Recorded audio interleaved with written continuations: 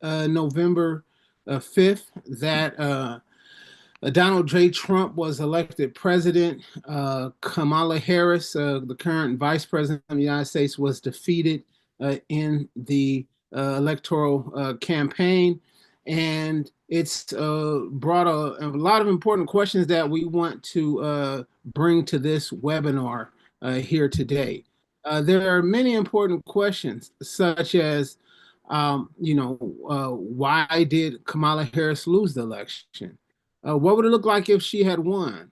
What are some of the ways forward that we can explore? As a part of this discussion, what's the role of um, uh, well, anyway, as part of today's discussion, what we have a very critical and crucial panel of speakers. We have Chairman Omali Yeshitela, leader and founder of the Uhuru Movement. We have Lisa Davis, Vice Chair of the Black is Back Coalition for Social Justice, Peace, and Reparations. We have joined with us all the way from New York, former New York City Councilman and New York State Assemblyman Charles Barron.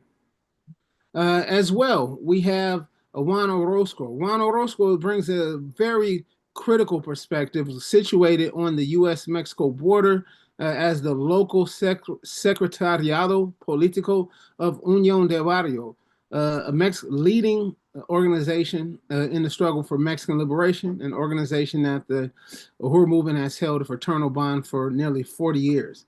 We also have Coffee Wright out of St. Louis, former U.S. Candidate for the U.S. Senate, as well as Belinda Parker Brown of Louisiana United International from the New Orleans area. And last but not least, we have Akile Anai from the African People's Socialist Party and former candidate for city council in St. Petersburg, Florida. But before we get started, I like to call for the presenter to pull up the slideshow entitled HOU Slides.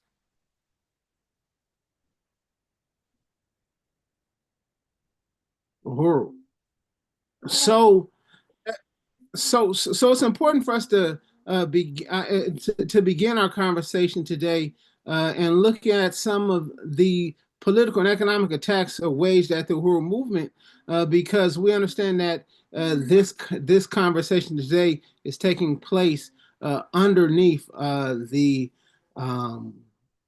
within the context of over 2-year campaign of the Hands Off Uhuru counteroffensive. We know that this event today is co-sponsored by the Black is Back Coalition for Social Justice, Peace, and Reparations, as well as the Hands Off Uhuru counteroffensive. On July 29th, an assault on the African nation took place in 2 cities of St. Petersburg, Florida, as well as here in St. Louis, Missouri. 7 homes and properties of the Uhuru Movement were raided in this pre-dawn military-style attack, as you saw in the video that was shared. It's useful to note that these raids came 9 months after the African People's Socialist Party called out the U.S. The troop behind U.S. aggression towards Russia, using Ukraine as fodder, resulting in deaths and billions of dollars spent on the carnage. Change slides. Subsequent to the raids, 4 members of the Uhuru Movement were named in the bogus indictment were under FBI investigation and named as unindicted co-conspirators in a Russian plot to sow discord in the U.S., according to this, once again, bogus charges. Change slides. The day of the attacks, the chairman launched the counteroffensive against the blatant attacks on the Black Power movement and initiated the Hands Off Uhuru, Hands Off Africa Fight Back campaign. Change slide. It took the United States 9 months to indict those targeted in the raids. In April 2023, Chairman Omali Yeshitela and 2 white solidarity organizers who work underneath the Uhuru Movement's leadership, Penny Hess and Jesse Neville, were indicted, charged on bogus charges of working as foreign agents of Russia and conspiracy. Both charges amounted up to 15 years in prison each. They're known as the Who Three. African People's Socialist Party Chairman Omar Shatella and Penny Hess and Jesse Neville, to organizers under the leadership, two organizers under the leadership, bringing the struggle of Black power into the white community and raising demand for reparations. We understand this is an attack on the U.S. front of the African liberation struggle. We understand their main target was Chairman Omar Shatella, who is the leader of the struggle. Change slides. From July 2022 to present, there have been multiple political and economic attacks related to these attacks. From the burning of the African national flag on July 2nd, 2022, to the removal of a petition, the African Charge Genocide petition on change.org, closing of bank accounts, to withhold of funds raised by fiscal sponsors, to the burning of the church under contract to purchase, that the Hurma was under contract to purchase to be used for community development in the impoverished African community of North St. Louis, to slanderous media attacks in newspapers, etc. Change slides. The Hands Off Uhuru campaign has fought back against this and built an anti-colonial free speech movement to defend the Uhuru Three and all political attacks on the people. The Hands Off Uhuru Fight Back Coalition, a non-sectarian anti-colonial free speech coalition to make the demand to drop the charges and to defend the right of the Uhuru Three. The Hands Off Uhuru Coalition mobilized the masses to Tampa and St. Pete for the Uhuru Three trial. Change slides. On September 3rd, 2024, the free speech trial of the century took place in federal court. We packed the courthouse. The people showed up. Change slides. The trial that was supposed to last 1 month lasted 9 days. It was clear that the U.S. government had lied and lost. The Uhuru movement told the truth and won. Change slides. On September 12th, 2024, the verdict was in. The jury found the Uhuru Three not guilty on being foreign agents. This was the greater charge, carrying a 10-year maximum prison sentence. And they were wrongfully convicted on the conspiracy, a political law called 18 U.S.C. 371, the federal crime of conspiracy to commit an offense against or defraud the U.S. government, which carries maximum 5 years in prison. Change slides. The case of the Uhuru Three impacts the future of free speech. How we fight this will determine the future of free speech for all of us. As the chairman says, the real jury is the masses of the people of the world. That is why we have to build a massive movement, and we need masses of people to be at the courthouse in December for the sentencing hearing. Change slides. The Hands Off Uhuru Fight Back Coalition is calling on calling on all to come to Tampa to pack the courthouse for the December 16th sentencing, which is only 29 days away. Change slides. Uhuru. Uhuru means freedom. It's not over. Hands off the Uhuru Three. Hands off Africa. Uhuru. So now, Uhuru, I want to welcome everybody. Give a round of applause for that. Uhuru. And I want to welcome up our panel for today.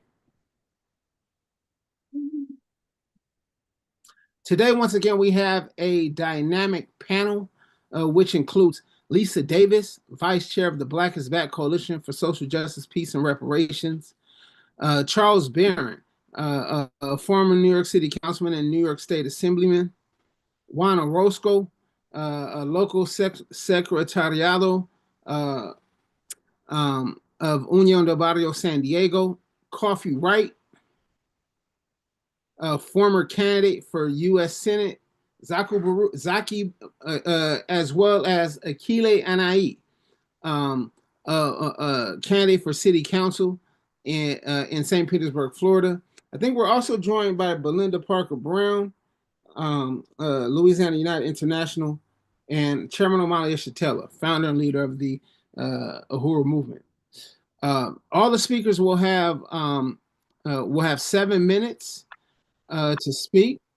And first up, I want to bring forward Comrade Lisa Davis, Vice Chair of the Black is Back Coalition for Social Justice, Peace, and Reparations. But as we move this forward, I want to. Oh, I'm sorry, were you saying something? So, hold on 1 second, please. So as we move this forward, I want to just remind us of some of our questions that we have put forward. What does this election mean to Black people? Why did Harris lose? Would Harris have been good for African people? What's the way forward? And in speaking the way forward, Comrade Lisa, I really want to salute successful 16th Black People's March on the White House that you all organized on November 2nd. And understanding the importance of the creation of the Black is Back Coalition 15 years ago, and the national Black political agenda put forward by the Black is Back Coalition. Can you speak towards just the overall theme of today's panel? What's this election mean for Black people? Uhuru, thank you so much. And as you know, that's impossible to answer within 7 minutes, but I'm going to hit on some key things and I'm going to do my best. And I just want to thank everybody and salute everyone, and certainly salute the chairperson, our chairman of the Black is Back Coalition, our Chairman Omali Yeshitela, and all of my wonderful, awesome comrades.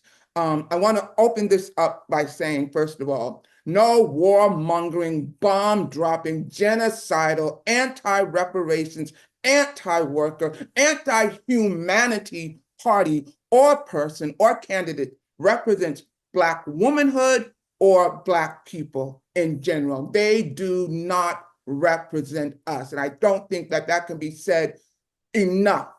And whether they, put this person in blackface or in perfume, they do not represent us. Since 2001, and I'm not going to even get into the 1900s because I just can't compartmentalize that far back right now, but I just do know that since 2001, there have been at least 4.5 million people. This is on the low estimate, 4.5 million people who have been murdered due to U.S. wars and U.S. imperialism. And make no mistake about it, they are primarily Black and brown people, although I am not for the United States bombing or invading any country. But make no mistake about that, they are Black and brown people. I want to, before I go further, I want to just say that throughout this trial and the incredible organizing of the Uhuru movement to fight these horrendous charges, I learned something that was so powerful. And one of the things that I want us to be very aware of is that although they offered a $10 million reward, or a $10 million bribe, up to a $10 million bribe, I should say, and although they had gone after some of the people and even former members of the Uhuru movement, and some of them were in prison, and some of them they had picked up off the street, they could not break anyone. No one testified against the Uhuru movement. And I think that that is a tremendous result, a tremendous testimony to not just because these are wonderful, awesome speakers and all of that who are involved with the Uhuru movement and the charisma of the chairman, Omali Yeshitela, but it has to do with the political ideology that many of us embrace and are touched by and are inspired by. It is quite different from a political ideology of voting for lesser evil and wanting to sit at the colonizer's table. The Uhuru movement We talk about overturning the system of colonialism and liberation in our lifetime. And I would attribute the fact that nobody broke, not that they had anything to say because these were, false charges completely, but that they were not able to do that. That does not happen, as we know, very often when it comes to our communities who are, so vulnerable because we are so exploited, we are facing, issues with poverty and all these other kind of things, but they were not able to break us. That is a strong testament to our people. This voting for lesser evil does not work. And even more so, or just as bad, the reputation of the Black community, the legacy that the Black community has in the United States that was born out of this horrific system of colonialism, for that legacy of fighting for Black liberation, of standing up and fighting against oppression is at risk, as although many, many Black people, thank goodness, I'm proud to say, they did not fall for, just supporting the Democrat no matter what, but still a large percentage of our population did, and they still go that way. And that is at great risk and peril, not just to us in this country, but to the world. We have to understand that we have always been our own liberators, always, and that it was not voting that advanced any kind of the struggles that we had or any achievements, quote unquote, that we were able to gain. It was not through voting, and I'm not, I believe in voting. So that is not the issue. But the issue is remaining true to who we are, knowing our history, and what kind of messaging, what kind of analysis are we going to allow to dominate our life, because it will affect how we vote. It will impact how we see the world and how we relate to one another. And to have an election in which we are witnessing, we know there are genocides going on all over the place. We know that. We know we are struggling within this country, but still we are witnessing in real time babies being beheaded, their heads being blown off. I have seen that on those videos myself.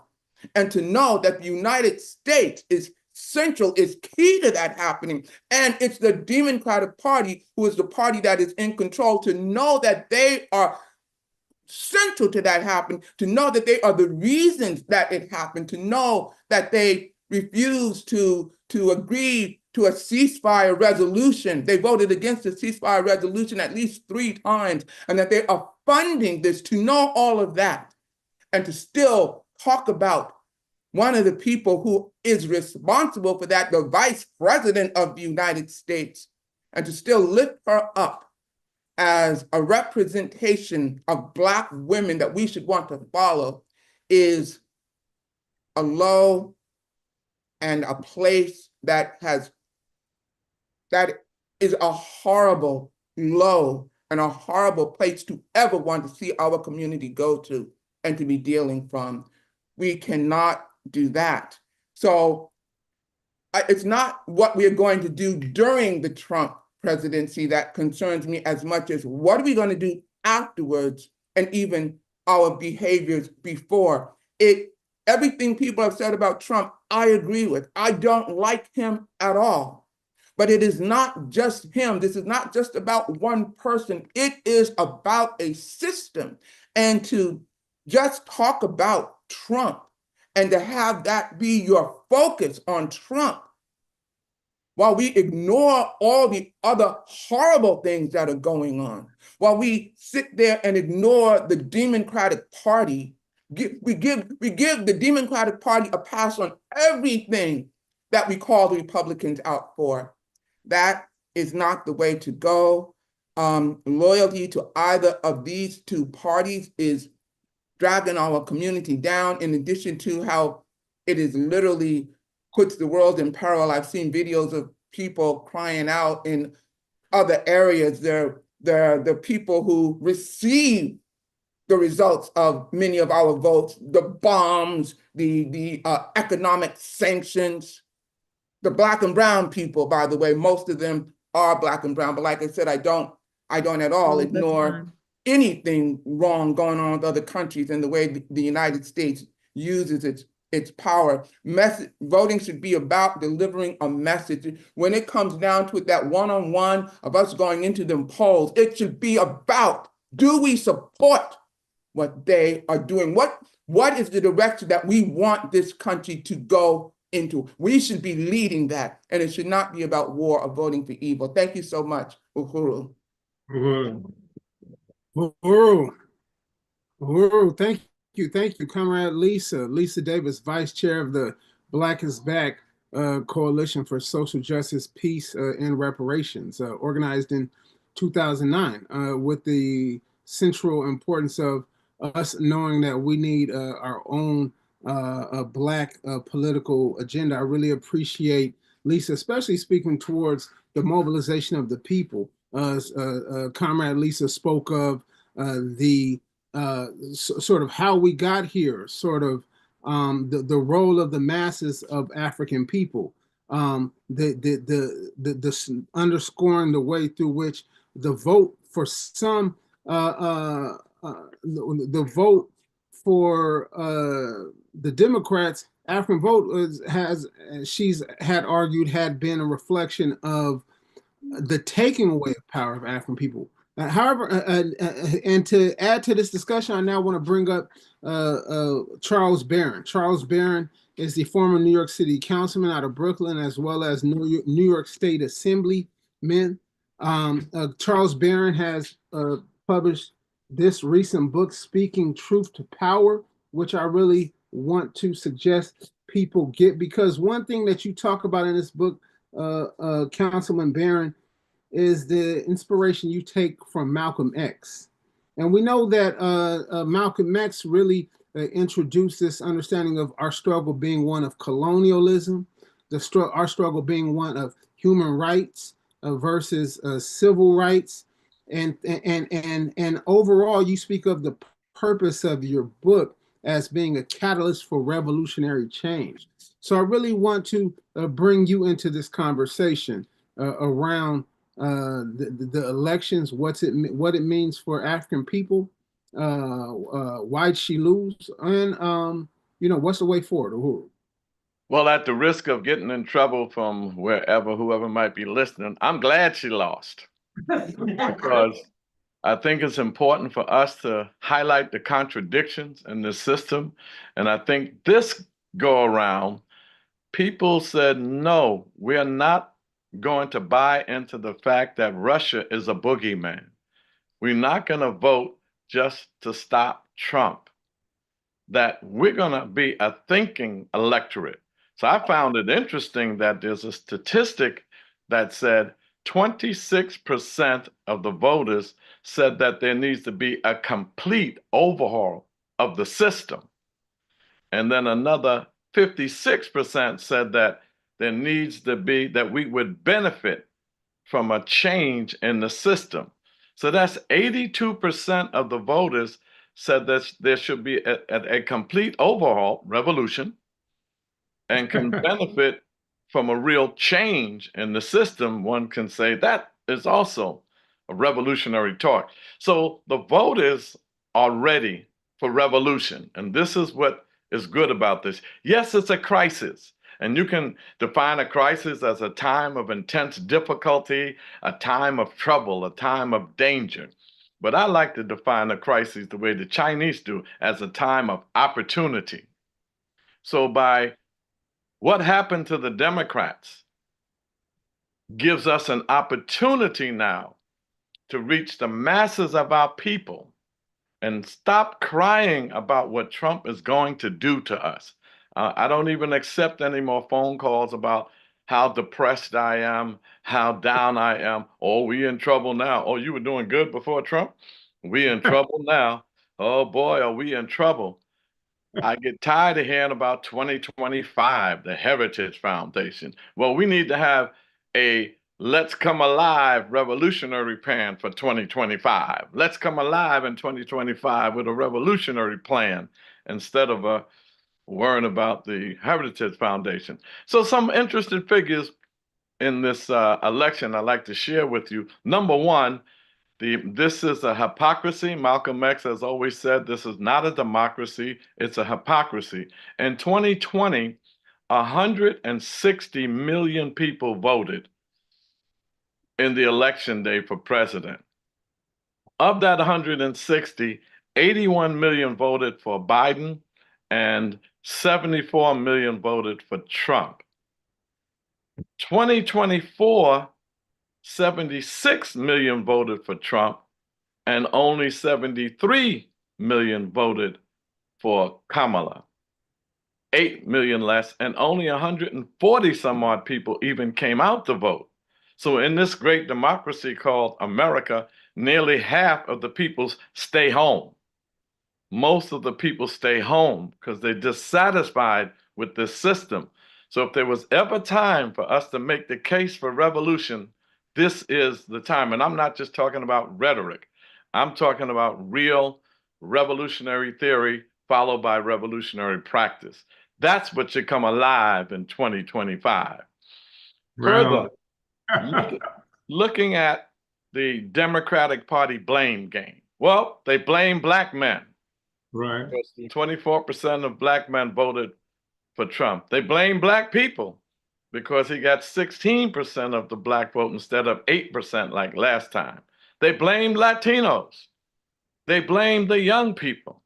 They blamed everybody but themselves. So now they're crying about the trifecta of the Republican Party. They have the presidency, they have the House, and they have the Senate. Well, let me remind you of the trifecta the Democrats had. In 2008, they had a black president, they had the House, and they had the Senate. With this Democratic trifecta, Barack Obama made an arms deal with Israel for $38 billion, a 10-year arms deal of $38 billion to supply them with more bombs to kill the babies of Palestine. Wow.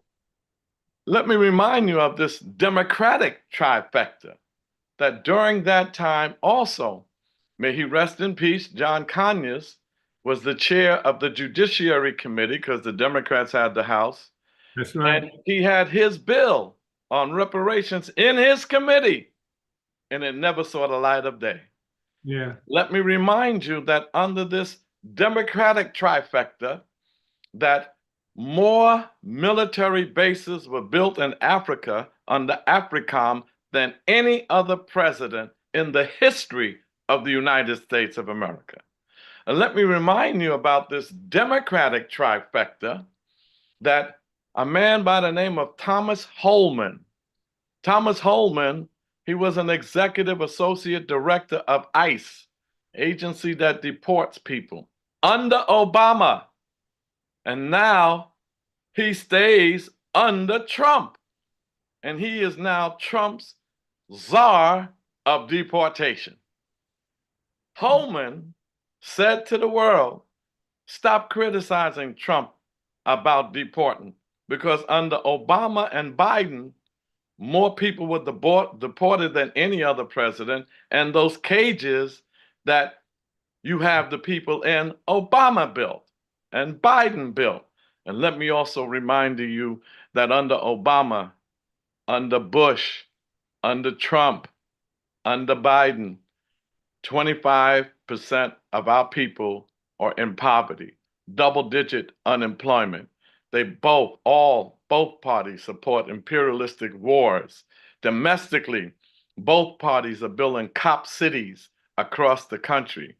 Both parties are subscribing to, listen, this is the 21st century, and you had the Democratic trifecta, and now a Republican trifecta, and the national minimum wage is $7 and change, not even $15. So I'm glad that we in this crisis, because it's now an opportunity to do something that we should have done a long time ago. So as we go forward and people start crying about Trump, and Trump is everything you said and worse, but here's what they hate about him. His relationship with NATO, they don't like that. His relationship with Russia, they don't like that. And let me remind you that it was Barack Obama and NATO that killed Muammar Gaddafi in Libya, along with Hillary Clinton. So this is a time to make clear. Now, after we highlight all these contradictions and show all the things and reasons why the duopoly colonial capitalist system is in trouble, it is in a crisis. They're in danger, but it's also a crisis, as the Chinese say, for us to have an opportunity to do something that we haven't done in a long time, and that is unite our forces and make those kind of local things. And my concluding remarks is that while all of that is happening at the top, they're fighting each other. Where did the Democrats go wrong? What do they have to do to get us back? I hope we never come back. What are they going to do to win next time? Colonialism is in a crisis. Colonialism is in trouble all over the world, in the Sahel region of Africa, all over the world. Colonialism is in a crisis. So here in the belly of the beast, it is now our time to strike the mightiest blow against colonialism, because all Black communities in America are domestic colonies of a colonial capitalist system. And we should start to make revolution from the bottom up, from the bottom up. And that's why we have our school in St. Louis, a Black radical electoral politics school, to make change from the bottom up, to get anti-capitalist, anti-imperialist, pro-reparations, pro-freedom of political prisons, pro-respecting Black women in leadership, and pro the onslaught of powerful Black radical candidates running on a local level. We could win. We are winning, and we can win these seats across the country if we get these city council seats, these state assembly seats. And believe me, from my experience, we have done better on a local level than anything a president could have done for us. Uhuru! Uhuru. We're winning. We are winning. We are winning. And I think that's essential in the point that you just raised. The young people talk about bringing receipts, and you brought a whole bag of receipts. I see the receipts popping out the side of the bag today because you really came with it. I really appreciate how you, Councilman Barron, talked about the understanding of crisis as opportunity. I really want to salute your point there. Were you going to say something, Chairman? No. Okay, so I really want to salute saying you welcome this crisis because what you see is opportunity. I also really appreciate the fact that what you really identified was the work that's already being done. You say you don't even take any more calls about people all in their feelings, where are we going to go and things like that. Hey, you even went as far as to say, I hope we never come back. Then one thing I think you even spoke of, which allows for us to transition to our next speaker, Juan Orozco of Unión del Barrio, was the border. Because there, I think it allows for us to understand that the reason why we got problems with Trump ain't the reasons why the Democrats got problems with Trump. But the reasons why we got problems with Trump is the same problems we got with the Democrats. So you identify colonialism and imperialism as issues. I appreciate that. So it's on that point that now I want to bring up Comrade Juan Orozco of Unión del Barrio. Comrade Juan Orozco is a local secretariado político for Unión del Barrio San Diego. We know he does a host of other work, organizing anti-colonial work inside the school system. We know that 30 years ago, you were part of an important front against this tide of reaction around the border, around education and rights. Then and that you still lead in that struggle today. So I want to bring on Comrade Juan Orozco and really, salute you and look forward to what you have to say, Comrade. Uhuru, Uhuru, comrades, and Uhuru. we want to thank everybody for and the chairman and the party and everybody for inviting us and allowing us to have the space in this town hall. Here coming you live from San Diego, California. Colonized, occupied Mexico. I want to share our statement we put out about a week ago regarding the election, and I'll go off of that. Uhuru, comrades.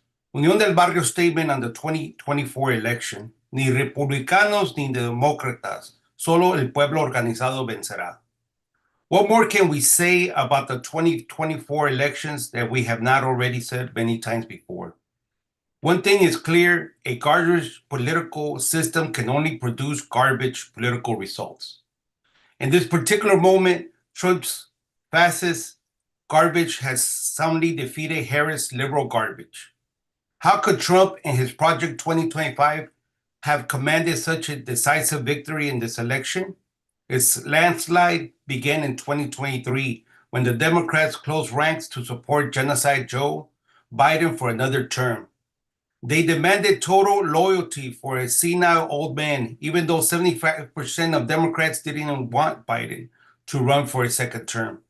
Worse yet, the Democratic Party pushed Trump to run because they felt he was the candidate Biden could more likely defeat to get reelected as president in 2024. After June 2024 debate exposed Biden's senility, Democrats quickly turned to Kamala Harris, one of the least popular political figures in the United States and a clear defender of the status quo. Almost immediately, Harris' campaign came out as a clown car of organized duplicity and opportunism with no political principles nor political consistency. Their coalition included AOC and Liz Cheney. Ideologically, the Harris coalition was bankrupt, except remaining aggressively pro-capitalist, pro-imperialist, and pro-genocide.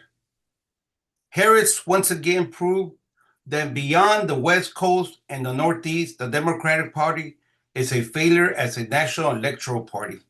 Ultimately, the Democratic Party has been and remains an anti-liberation organization with an anti-revolutionary ideology.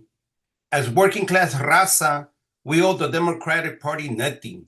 Even if she had won, a Harris presidency would have been more of the same wars, genocide, interventionism, and anti-raza policies. The inept imperial opportunism and hubris of U.S. liberalism are only insidious as its ideological bankruptcy. On the other hand, the forthcoming second Trump presidency will be more organized, disciplined, radical, and vengeful government than his first government. MAGA Republicans will openly seize dictatorial power for Trump, and they have already destabilized and fractured ruling class power dynamics, exposing systemic contradictions and sharpening other contradictions within the U.S. military, intelligence agencies, law enforcement agencies, and their majorities on the Supreme Court, the Senate, and the House. Trump's mega movement has destabilized previously existing political norms and rights and seized all the levers of the state power. The worst is yet to come, and we must prepare ourselves for intensified anti-raza fascist violence because the system is collapsing. It is externalizing its most homicidal colonial imperial tendencies on a global scale. The radical right wing is advancing an agenda of collective psychosis, intent of spreading political violence in every direction. The fact that MAGA Trumpism did, in fact, make inroads among raza working class people is a function of ideological accessibility versus ideological acceptance. The Trojan horse of religious fanaticism invited MAGA into our barrios, and it is what inevitably occupies the void left by the absence of pro-raza working class ideology and barrio-based leadership. Hispanic Trumpistas have their own online forums and spread their MAGA poison through existing religious networks. For many brown MAGA followers, Trump was sent by God to defend their little piece of nothing. They used their religious fanaticism to rationalize their self-hate, racism, classism, homo/transphobia, pro-migra, pro-police, pro-imperialist, pro-Zionist, and anti-socialist inclinations. This false consciousness is supported by the media saturated by digital colonialism we live in, and it has only accelerated since the pandemic. This trend continued in 2024 because the authoritarian impulse behind MAGA fascism and its language of power impresses too many people in our communities, especially Raza, men, and barrio youth. At the same time, the barrio-based irrelevance of liberal Latinx, Democrats, and so-called progressive intellectuals is fertile ground for a cultural choque that only accelerates the growth of Hispanic-centered MAGA tendencies. The self-loathing weakness of Hispanic Democrats alienated many Hispanics into supporting the most unapologetic anti-Raza president in the last century. Just wait. Liberals will now blame Trump's victory over Harris and Raza communities in uncommitted errors who held Democrats accountable for supporting genocide. Our peoples are not responsible for, nor do we benefit from, this deranged two-party system. We must be clear that our barrios are the targets of both these parties, and we are subject to multiple ongoing external crises that are never resolved and will only worsen over time. Too many people in our communities identify with the two-party madness more than they identify with their own liberation struggle. That is to say, today, for too many of our people are more deeply committed to this failing system of their own oppression than they are people who understand the urgent need for a principled and organized Raza liberation struggle. We recognize that this exposes the weakness of our movement at this point in history. Therefore, it is incumbent on our movimiento to grow and to lead our communities to understand, organize against, and resist both growing reactionary antagonism towards La Raza and the threat that U.S. imperialism and global capitalism represents across Nuestra America and around the globe against the survival of our species on this planet. To do this, we need more people to join movement organizations, to build a serious movement to defend our communities and improve our living conditions. We need more people's power. That is, we need more recruits. In short, we need you to join Unión del Barrio, the APSP, the Huru movement now. The central political struggle, La Raza, at this time is not to lament the defeat of the Democratic Party, but instead to move past a putrid two-party system to defend ourselves and survive this generalized crisis of imploding empire. At whatever level it is possible, we must distance ourselves from any factions that form a part of this empire in decline. Raza liberation organizations must refocus, prioritize, and recenter community-based struggle to make it the heart and soul of every political action. Our movement must establish the means to identify our own regional, national political leadership. Academics, nonprofit, and student service directors need to actively support independent, community-based organizations. If not, they need to be held to back away from claiming they represent community-engaged institutions unless they are willing to publicly privilege the community ahead of their personal, economic, and professional goals. Unión del Barrio summed up this historical moment with a slogan that for decades has guided our critiques of the U.S. two-party system. Ni republicanos ni demócratas, solo el pueblo organizado vencerá. We will continue to struggle more than ever, strengthen, always standing to build spaces of concienciación, organización, and acción y liberación, and build a party that defends and unites the majority of working class raza. Ni demócratas ni de republicanos, solo el pueblo organizado vencerá. Somos un pueblo sin fronteras, aquí estamos y no nos vamos. Unidas, unidos, venceremos. Uhuru.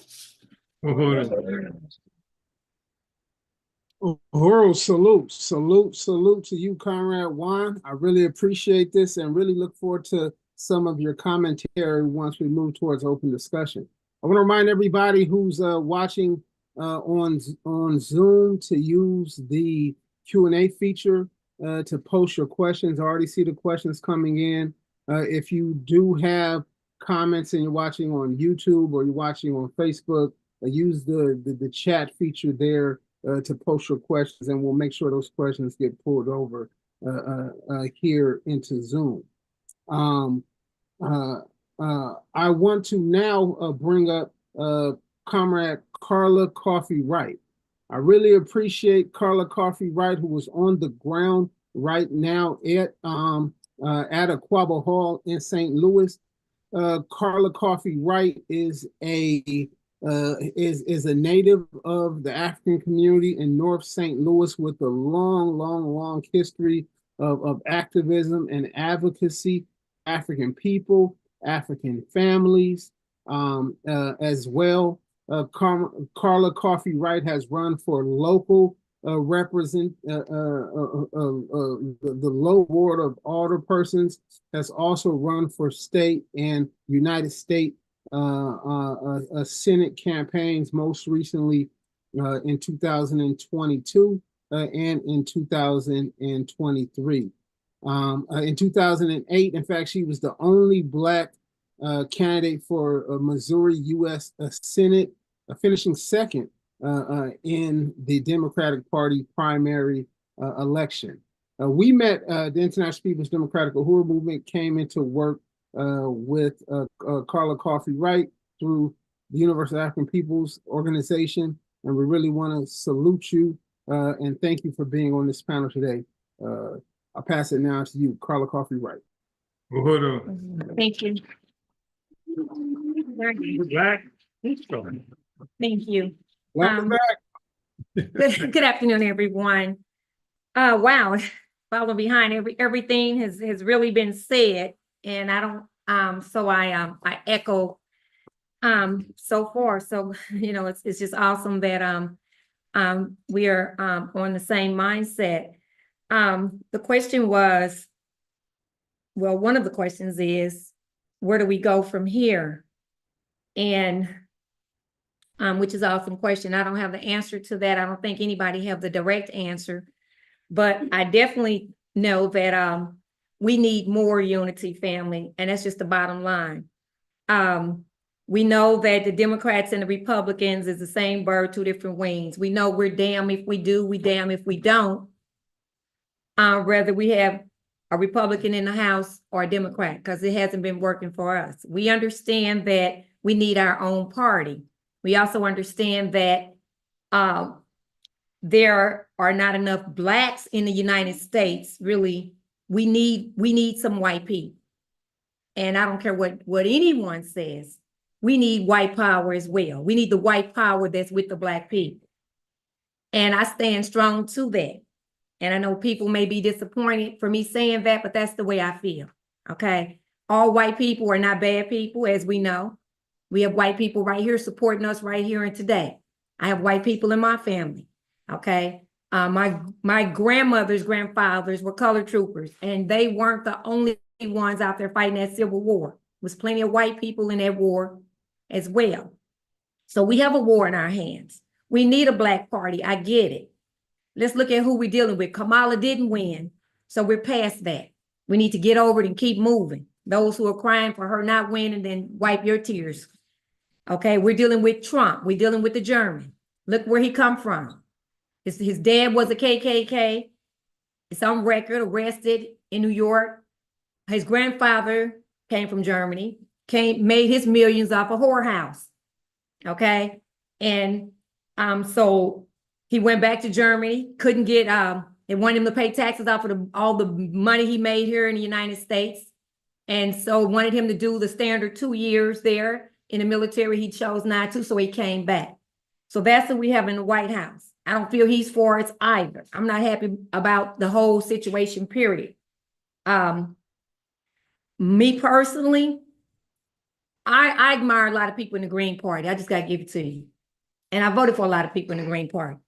And if I had it my way, I would say the Green Party, Black Power will collaborate with the Green Party on the political trip. tip. And I would say that we structure that agenda more in our favor. The Green Party has done some tremendous things in reference to fighting for us. And I think that we should really consider that because they're already on the ballot in so many countries, so many states. And they didn't really have a snowball chance in hell this time around, but we voted for them and we supported them, but they weren't even on the ballot in every state, okay? The realistic, I'm just speaking for real, okay? So just think, if we took them, plus the Black people in the country, and anybody that support our agenda, how much more powerful we would be when we're talking about uniting. And we still have a long way to go because most of the people I know didn't vote. I was arguing all morning before I got here, made me get here a little later than what I wanted to do because people telling me their situations. And I asked, did you vote? They can't even name any of the people on the ballot. And they said voting don't apply to them. It don't matter. Voting don't work. And I argued that down. On the local level, I have seen progress. We have been out here fighting. And when you tell me voting don't work on the local level, fire come out my ears. Because I've seen changes. You telling me that we're stupid when we out here complaining and going back and forth to Jefferson City and getting petitions and doing all, we got to keep fighting. Voting does work, in my opinion, on the local level. And half of them don't vote. I got a nephew right now up in Clayton, locked up, been up there for 2.5, and he's a sweetie pie. 2.5 months he's been locked up, okay? And the judge up there is a racist judge, but his mother and nobody in that house voted. You can't say yes or no. You want the judge to stay on the bench or you want him to leave. You can't say yes or no. Do our kids need food in the schools or take the food out of the schools? You can't say yes or no. So until we get our funky butts up and stop relying on the few of us to get out here and do the damn thing, and we get up and we start, all of our family members, all of us, most of us got family members that ain't doing a doggone thing, but just relying on us. And that needs to change. And we need to approach them with that. We need to call them out on it. Because I darn sure call man out on it. And if that means cutting off people, then that's what it have to be. Although we want to gather unity, but Trump got a lot of things. I know we don't want to cry about what's going to happen now, but a lot of things are going to happen as we know. Okay. The tax cuts are supposed to change in 2025. Well, he's going to make sure he reinstates that for the rich. It's not helping the middle class. It's not helping the working nor the poor. It's a lot of things that he's going for. 27 countries it takes, 27 states, to change the Constitution. 20 already is for it. They need 7 more. That's what we're going to have to figure out. That's the plan. What are we going to do when they change the Constitution? Because when they rewrite it, it's not going to be in our favor. It's going to be to push us back even more. So we have a lot of work ahead of us, as we know. And waiting on a bunch of Black people to come together, hold your breath. Because I ain't doing it. I'm taking whoever's on our team. Whoever's on our team. And we got 2 people right here who almost went to prison for our Black ass, and they're not Black. Okay? So that should tell us a whole lot. Because the average white boy, the average white girl would have been up. Not hiring a Black attorney to save your white ass. They would have been gone and said, hey, I'm through with this. But obviously you believed in chairman, and good that we have a great leader, but he can't do it all. He can't do it all. He has dedicated his life to speaking truth to power and fighting for us. We got to figure out a better plan, family. And I don't think Black people alone gonna get it done. And I'm just speaking truth to power. I love my Black people. Jackie said, hey, Coffee, it's hard out here. And to stay out here, you're going to have to love your Black people because you're going to run into some stuff that make your head spin around like the Exorcist. And I'll be damned if I don't, on a daily basis, fam. So that's what we're dealing with. We're dealing with a clown in the White House. And they talk about Russia, and they talk about the horror with Russia. He putting in people, they have ties with Russia. And the same thing that Corey was saying about stopping the war, cease the war, that they got down, that the Democrats got down on her. But then look, then they try to use that, but they never did stop it. So We living in this world. We got a long ways to go, but we've come a long ways. And in closing, I guess I have to say, wake up. It's time to build together, family. And I don't think Black people are going to do it alone.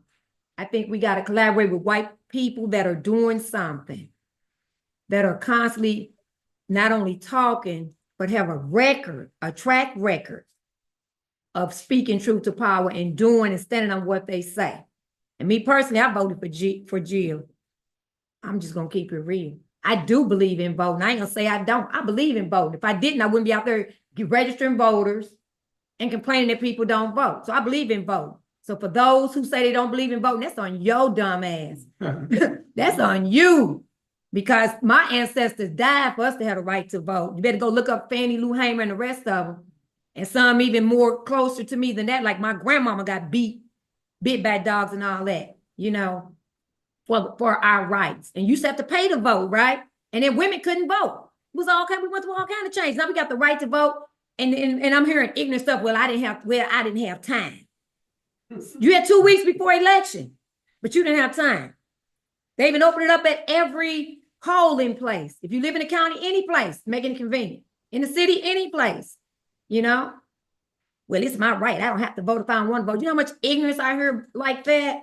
So if you think I'm going to be waiting on a bunch of Black people to wake the hell up, you got it twisted, baby. Because I'm taking whoever want to rock and roll with us, okay? And I appreciate them because I'm not waiting on us. I'm going to try to wake you up and kick you and elbow you or whatever I can do, but you're going to have to watch our smoke. And I hope I'm not out of pocket. I didn't know what I was supposed to talk about, but that's how I feel. That's the real coffee, right? Okay. And so, and I don't know another way to do it. Is my time up, brother? Oh, I'm sorry. Thank you for having me. I appreciate it. I hope I didn't disrespect anybody. Thank you. I'm talking right. No. And that's right. Right I on, said right on. Hey, here's the deal. If your name Coffee, I expect you to wake us up. I try. So Coffee got to wake you up, and Coffee done woke us up, y'all. Uhura, I salute you on that, Coffee. Yes, I really want to salute you, especially speaking towards the importance of solidarities, pointing towards. You talked about Jesse and Penny in the room for what it really means to have principled solidarity, or as Chairman has defined as Black power in white face. I think also you spoke of the importance of having a politic based off of that's driven by a set of objectives versus really the sort of small sort of identity issues or whatever that we saw presented to us that was clearly rejected. Objectives guiding us towards our freedom. You also spoke on the importance of local electoral politics on a local level.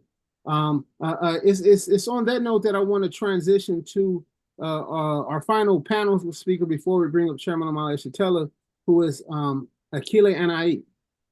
Akile Anai is the Director of Media and Communication for the African People's Socialist Party, and she is located in St. Petersburg, Florida.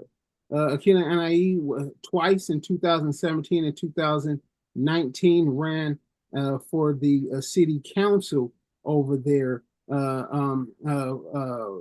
in St. Petersburg, Florida, as one of the first candidates ever to run on a reparations platform, the first candidate to run on a truly reparations-based platform that would have not only defunded the police, but placed that money into the development for the African community.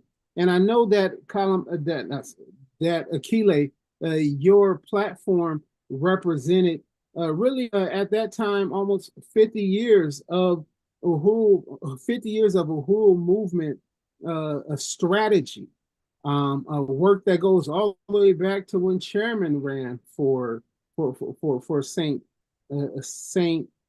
Petersburg mayor, work that goes back to the 1984 Measure O campaign, and so much other work that you all have done in the electoral arena, but one that, as Coffee was talking about, for the objectives of Black liberation. So can you speak towards some of that?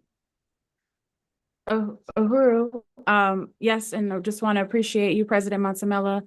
I had, mainly prepared a presentation around this question that's been posed about the election of Trump, but I do want to just acknowledge that when the African People's Socialist Party, I mean, the fact that we've participated in the electoral process is a consequence of an overall strategy that we don't see necessarily the electoral arena as the means to freedom. We recognize that we live under a social system built on slavery and genocide, and so we can't elect our way out of that social system. But the strategy of participating in electoral politics as a means of advancing, the anti-colonial struggle, as a means of putting forward an agenda for Black power and self-determination, for winning masses of people who do, or who have at one point only seen the elections as the only legitimate form of political struggle, to be able to win those forces to their own interests, and overall leaving no stone unturned, leaving no political space totally unavailable to us to be able to make our struggle. So our participation in the electoral arena in the African People's Socialist Party historically has always been a part of a strategy towards advancing the struggle against colonialism and to struggle for power in the hands of African people. It was never a struggle to get more Africans to vote for the Democratic Party because we thought that the Democratic Party represented our interests or was more progressive than the Republicans, or or something like that. It was always a strategy advanced, and again, recognizing that we have to seize our own power, and that we have to take up all of the political space available to us. And so yeah, that's what our participation in that process represents. And as you mentioned, we ran for office in St. Petersburg, Florida in 2017. That was the first time reparations appeared on the ballot, where people could, vote for reparations to the African community. It happened right here in St. Petersburg, Florida. And I didn't run alone. I ran alongside Comrade Jesse Neville, who, as we all know, is one of the Uhuru Three. And that the chairman accurately characterizes the assault on our movement, part of the assault made on our movement by the government, the U.S. government, initiated on July 29th of 2022, they said is because we ran for office. And they said that was orchestrated by the Russian government. We participated in the elections, as a consequence of Putin. And but that's obviously absurd. And again, the evidence is in the history of our participation in the electoral struggle, but also the history of the reparations struggle. Africans have led the struggle for reparations to African people. And so they attack us on that end, and we know that that's what they consider election interference. That we interfered in this process that typically is dominated by them, and that you're not allowed to talk about things like reparations and Black community control of the police, and economic and political power in the hands of Black people, and end to gentrification, and things like that. You're not allowed to say those things, and what they've shown is that if you do, you will be attacked and even threatened with imprisonment.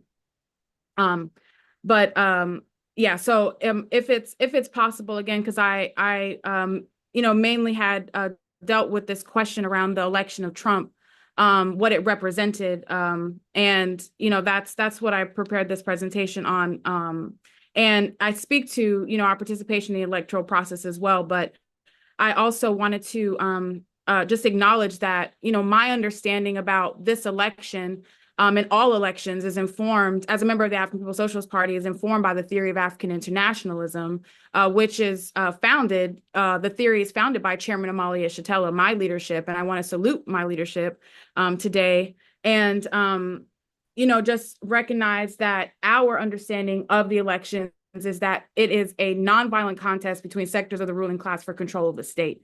And while at some points during this election, it got a little violent with some assassination attempts against Trump, it seems. But the fact is that that's what an election is. This whole electoral process is a non-violent contest between sectors of the ruling class for control of the state, the colonial capitalist ruling class, rather. And it's not a genuinely democratic process where those who are running have to put forth a program that speaks to our interests, where there are any real alternative choices for people to choose from as it relates to the Democratic and Republican parties. And what I mean by that is that the people are not made aware that that they have another option at all. And some of the other candidates were mentioned in terms of who was running for, president outside of the Republican and Democratic Party. And the people don't know. And the people don't know that there's any real alternative out there that they can, go with. So this is not a real democratic process. And we are familiar with this illogic of choosing the, quote, lesser of two evils. And we have to question, what kind of democracy is that when those are, presented as the only two choices that the people have? The reality is that there are alternatives, but the Democratic Party at present has control of the state. So the bourgeois media, like the New York Times or Washington and these major news outlets, that's why they all, in such an obvious way, campaign for Kamala. And that again, they didn't report on the attacks made on the Uhuru 3 and attacks made against freedom of speech, and that these whole things are occurring, that here are some alternatives that you can go with. They're not, they shamelessly campaign for these sectors of the ruling class, and they attempted to trick the people by saying, if you don't vote for Kamala, if you didn't vote Democrat, the world will essentially come to an end. And that's what we were supposed to believe in. It was like another vote or die kind of campaign that they ran. And the Democratic Party also used its state power to attack its political opponents, from Donald Trump with his many trials and charges that we saw, to Chairman Omali Yeshitela, the Uhuru 3, and the African People's Socialist Party. Joe Biden used the Department of Justice to attack the political opposition in the form of the African Liberation Movement. The Democratic Party, for Joe Biden's entire time in office, waged relentless attacks on Africans and colonized people inside the U.S. and around the world. Since 2022, the Uhuru movement, the African People's Socialist Party, we've been under assault by the U.S. government against our movement, with an attempt to imprison our leadership, attempting to shut down our over 50 and growing economic institutions that provide a clear alternative to the colonial conditions imposed on our people, the imposed welfare slavery. We've not only provided the people an alternative, but we've contended with the existence of a colonial capitalist economy that sucks the blood of our community. So this is something that since 2022, most overtly, the U.S. government has been attacking it. The Democratic Party has been attacking its political opposition this entire time, using the state. And under the Democratic Party, thousands upon thousands of Palestinians have been savagely murdered as part of the Israeli settler colonial project, with the direct involvement, strategic and financial, by the U.S. government. So this is all, this blood is on the hands of the Democratic Party. And Africans in the U.S., we continue to get gunned down by the colonial police, or getting locked up by probably one of the 100,000 cops that Biden put in our communities as a consequence of this so-called crime bill. That was all the Democratic Party. It wasn't Donald Trump or a handful of bad apple Republicans. It was a sector of the colonial ruling class who attempted to, without success, posture itself as progressive, as opposed to the right-wingers, the Trumps of the world, as the saviors from the big bad Trump. This isn't to suggest that the election of Donald Trump doesn't present implications for our people and for the anti-colonial movement, but the point is that either election of Harris or Trump would mean the same thing for us.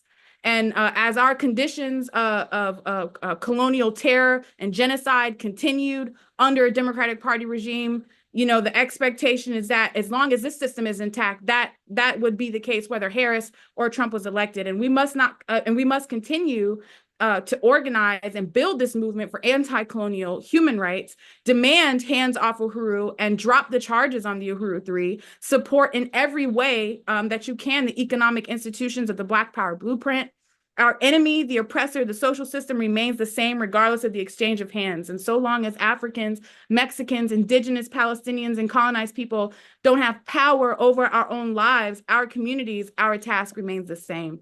And when we ask ourselves this question about what to do about Trump, we should answer we need to seize this incredible period of turmoil for the ruling class. And for the social system at large. And had Kamala been elected, we likely would have been looking at a more difficult situation for our struggle because the use of blackface like Barack Obama.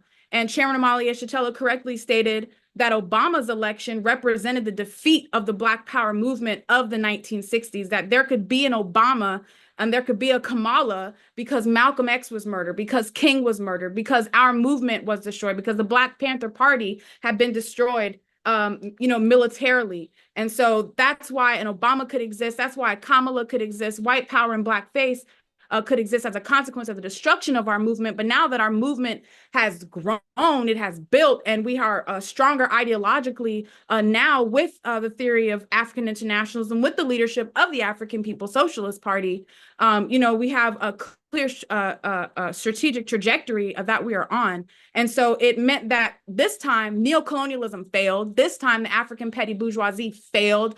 And the confidence of that people have within the Democratic Party totally shattered and should not ever be restored.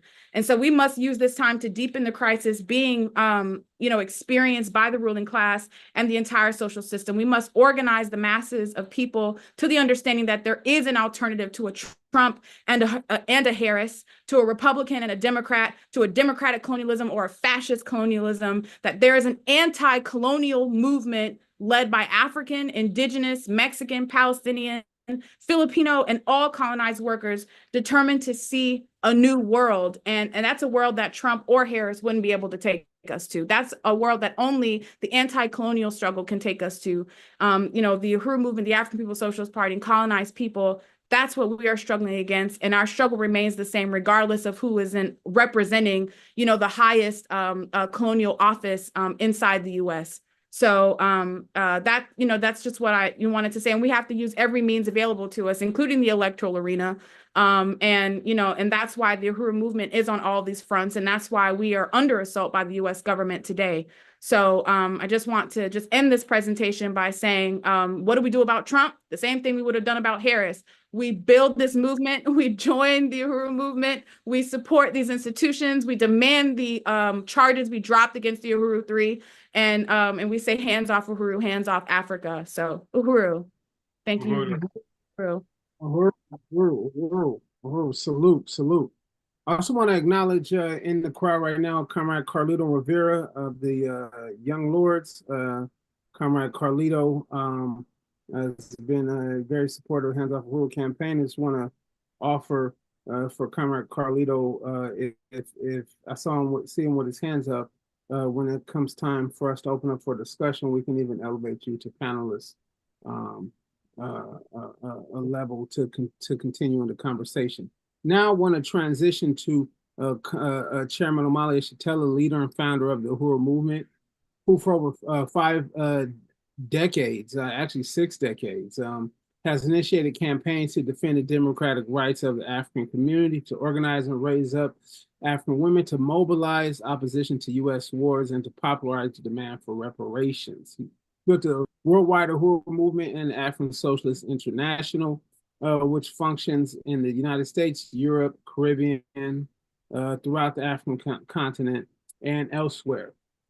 So I really want to salute Chairman Omali Yeshitela. Uhuru. Uhuru. Thank you very much, Comrade President Masamela. And I also want to express my appreciation to all of these incredible presenters who've been here on today. These are people who we recognize as the advanced forces. These are people who, for whatever reason, sort of distinguish themselves from the general population by stepping forward and trying to solve the fundamental problems that the people are confronted with. So, and there have been incredible presentations that we've heard up to now. And I want to thank you for that. And I also think it's important. I want to say the United States government has planned to imprison me. And that's the minimum of their intent and has been for a very long time, how they would deal with me because of what I represent in terms of the struggle for African people for total liberation. And because the struggle of African people is critical to the liberation of all the peoples on the planet and the transformation of a political economy that's organized around slavery and colonialism. And so the government has intended to imprison me. And this may very well be one of the few remaining opportunities I have to come before you, because on December 16th, I go to trial and I go to sentencing in Tampa, Florida, at a federal court, and there's no telling what that court is going to do. And I want to remind people that they have not imprisoned me, or they have not charged me, and they have not attacked me, the Uhuru movement, Jesse Neville, Penny Hess, for any kind of crime. They have not attacked us for being money launderers, for engaged in any kind of criminal activity. They attacked us because of what they say we thought. It's a thought crime that we have been convicted of. And I want everybody to remember that. We said things that they didn't like, and the consequences of what we said they thought would be something that would be harmful to their interests. And so this is the basis of this attack. I'm mentioning this in part because this is something that happened under the Harris-Biden regime. And I'm saying this because I think it's critical for us to understand what our critical issue is. That's colonialism. Doesn't matter if it's a Democratic Party that's colonizing or the Republican Party. Colonialism is colonialism. We've seen throughout history that even people who represent themselves as communists in the world have been able to support colonialism from the countries they are located in. We saw that even going back to 1907 when the Stuttgart Communist International met in Stuttgart with thousands of socialists, thousands of communists, the most progressive forces throughout the European population. And they passed a resolution that said that to fight for a socialist colonialism, as opposed to getting rid of colonialism altogether. They passed a resolution for socialist colonialism. And they did that because of the benefits that colonialism provides for all of Europe and has always provided for all of Europe. And I just want to make that point. I think it's really important for us to understand this. And I'm not saying this in some kind of race nationalist kind of thing about down with all the white people or that communism and socialism is bad. In fact, I'm saying that if you really want to get to communism or socialism, then you support the struggle against colonialism, because the whole capitalist social system rests upon a foundation of colonialism, of the colonized peoples of the world. And so this is a really important moment in history. It is a telling moment in history. And this election was representative of this crisis of a social system. And I wanted to just say a few things about that. One, as you've seen, that they've characterized this election in all kinds of ways. They've said that it's a gender-based election. It's a race-based election. It's a fascist prototype, typical kind of situation that's come into existence. All those things are being talked about. But what's not being talked about is colonialism. And you use the issue of race-based for two reasons, for a couple of reasons. I'm sorry, of gender-based. Is to deepen the ongoing contradiction imposed on African people between African men and African women. African women are heroic. They stood next to Kamala Harris, who is supposed to be on the side of freedom and liberation, even as she's butchering people throughout the Middle East. And so somehow we betrayed Black women if we didn't vote for Kamala Harris. That's part of what the objective is. Another part of the objective is to put us, is to separate us and liquidate the whole question of class and national oppression. So it's nothing to do with class. So it presupposes the existence of women in general, and there's no such thing as women in general. There were slave-owning white women and who owned African women as property. This is the reality that we are talking about. So there's no such thing as women in general. They oppress women and women who are part of the oppressor nation. And the fact is, the profound fundamental contradiction that the world is confronted with is the primary contradiction, the major contradiction is that which exists between oppressor nation and oppressed nations. And within the oppressor nation, there is exploitation and oppression within the oppressed nation, with oppressor nation. And so within the oppressor nation, white women don't get the same deal that white men get. That's part of what the struggle is about, feminism, to get the same deal that the colonizer white men get.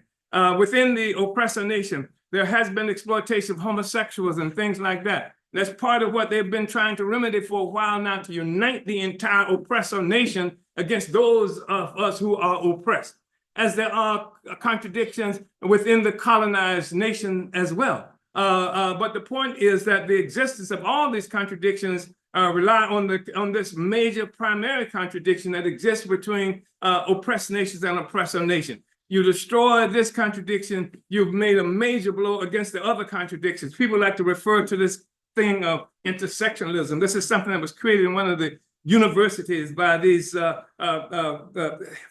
petty bourgeois supplicants of the whole imperialist system. That there's intersectionalism, there's a contradiction everywhere. So all of us are related, but there is a contradiction in everything. Every process, there's a contradiction. Everything exists contradiction. There are polar opposites everywhere.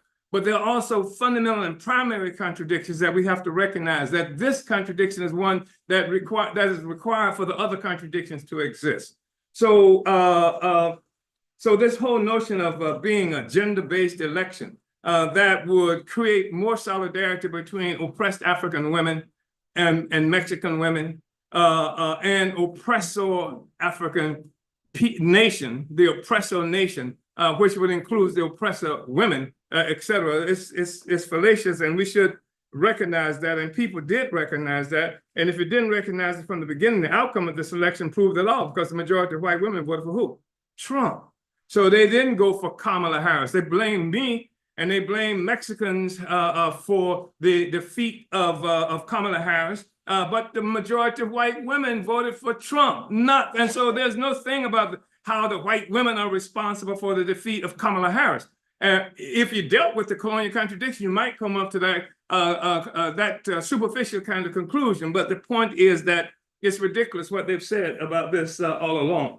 And so the struggle is against colonialism has been for the longest period of time. And if we talk about the threat that Trump represents, if we're talking about things like constitutional rights, the Bill of Rights, freedom of speech, and all these things, it's the Democratic Party that attacked us.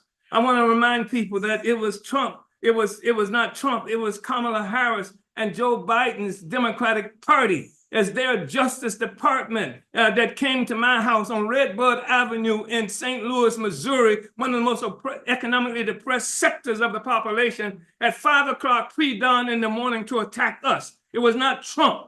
It was not Trump who in 1963, when I'm out there organizing in the 60s to get the rights for civil rights and to get voting rights, it was not Trump who was opposed to it, it was Biden.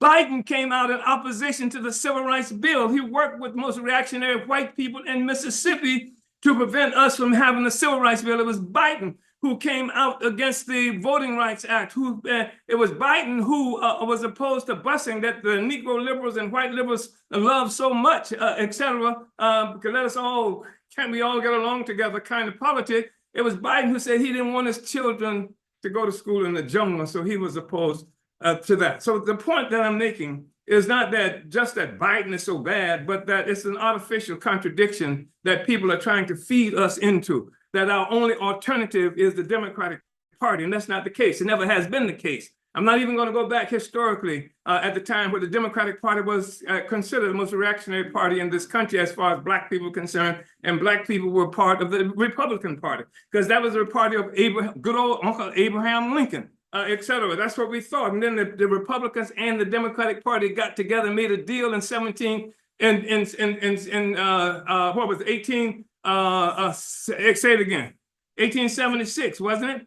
And with the so-called Tilden Hayes Compromise, where because the Republicans had cheated, the Democratic Party had cheated, one of them, Republican had cheated in an election, and it was an election revolving around what? The Electoral College. And there were people marching throughout the streets, white people throughout this country, saying things like, children or death, or something to that effect. They were marching, claiming to go restart a civil war. Civil War had just ended in 1865, and now 1876, 76, they're talking about fighting again because of that election.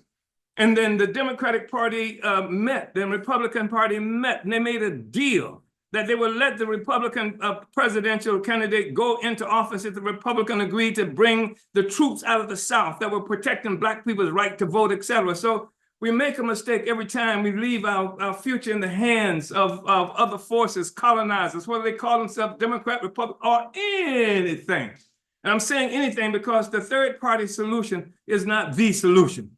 Because the fact is, I don't know how many parties there are in Israel. I don't know how many parties there are in various other parts of the country and around the world who participate in the most grotesque colonial oppression of peoples around the world. The question is colonialism. And the stance and politics they have around this question should be a determining factor of who we support. I would have supported the Green Party too in terms of Jill Stein. She was here on the ground, right here in St. Louis, went to jail right here in St. Louis in defense of the struggle against colonialism and defense of the Hutu Three. So she already won something from me and et cetera. But the point is, that's the question. And the question is colonialism and the inability, the lack of ability, generally speaking, of white people who are colonizers. I'm not talking about them because of their complexion. The only reason the complexion thing is so important because in the world that we inherited, the colonized people were Black, dark people, the people who they like to refer to as people of color. I don't know what the hell that is, but and the colonizers were white, and they defined themselves as white. And they define white as pure. White as a whole ideological concept that they created as a part of the process of dominating the world and won other colonizers to this concept. People who should have been on the other side of the question. Colonizer people who should have been standing hip to hip with the colonizer ended up being part of the process of colonizing, united with the colonizer, in part because of this concept of whiteness. Et cetera. That's part of the thing. There were other things that constituted the whole superstructure, the thought process, the system that they put in place to maintain the status quo that came about through colonialism. So it's not gender-based. It's not a struggle against fascism. I don't like anybody being oppressed, but the whole concept of fascism that was only created in 1916, I think it was. This is a year after England had created what is now called Nigeria. It's Benito Mussolini created this in Italy. And this has to do with contradictions that exist between the Europeans themselves and within European society. And so we don't like fascism. But the fact of the matter is that even some of the most heroic fighters against fascism that we've heard of, like the French, even when the French underground was fighting against the Nazis in Germany and whatever, they were cutting off the heads of African people in Algeria. They dominated so much of Africa, and they were oppressing our people in Haiti. The rest of that, the French, they're poor examples of what we should be doing. The French, to be legitimate, have to unite with the struggle against colonialism, which means uniting against their own ruling class, uniting against the so-called privileges that come with occupying this space on top of the colonized peoples of the world. And the thing about the question of colonialism, of fascism too, is that the white people have always demanded, the colonizers have always demanded that African people fight against fascism to the extent that it make it difficult for African people to just fight for colonialism. Where was the white left when the Black Panther Party was out there dying when 1969, when Fred Hampton was murdered? They weren't saying that's fascism.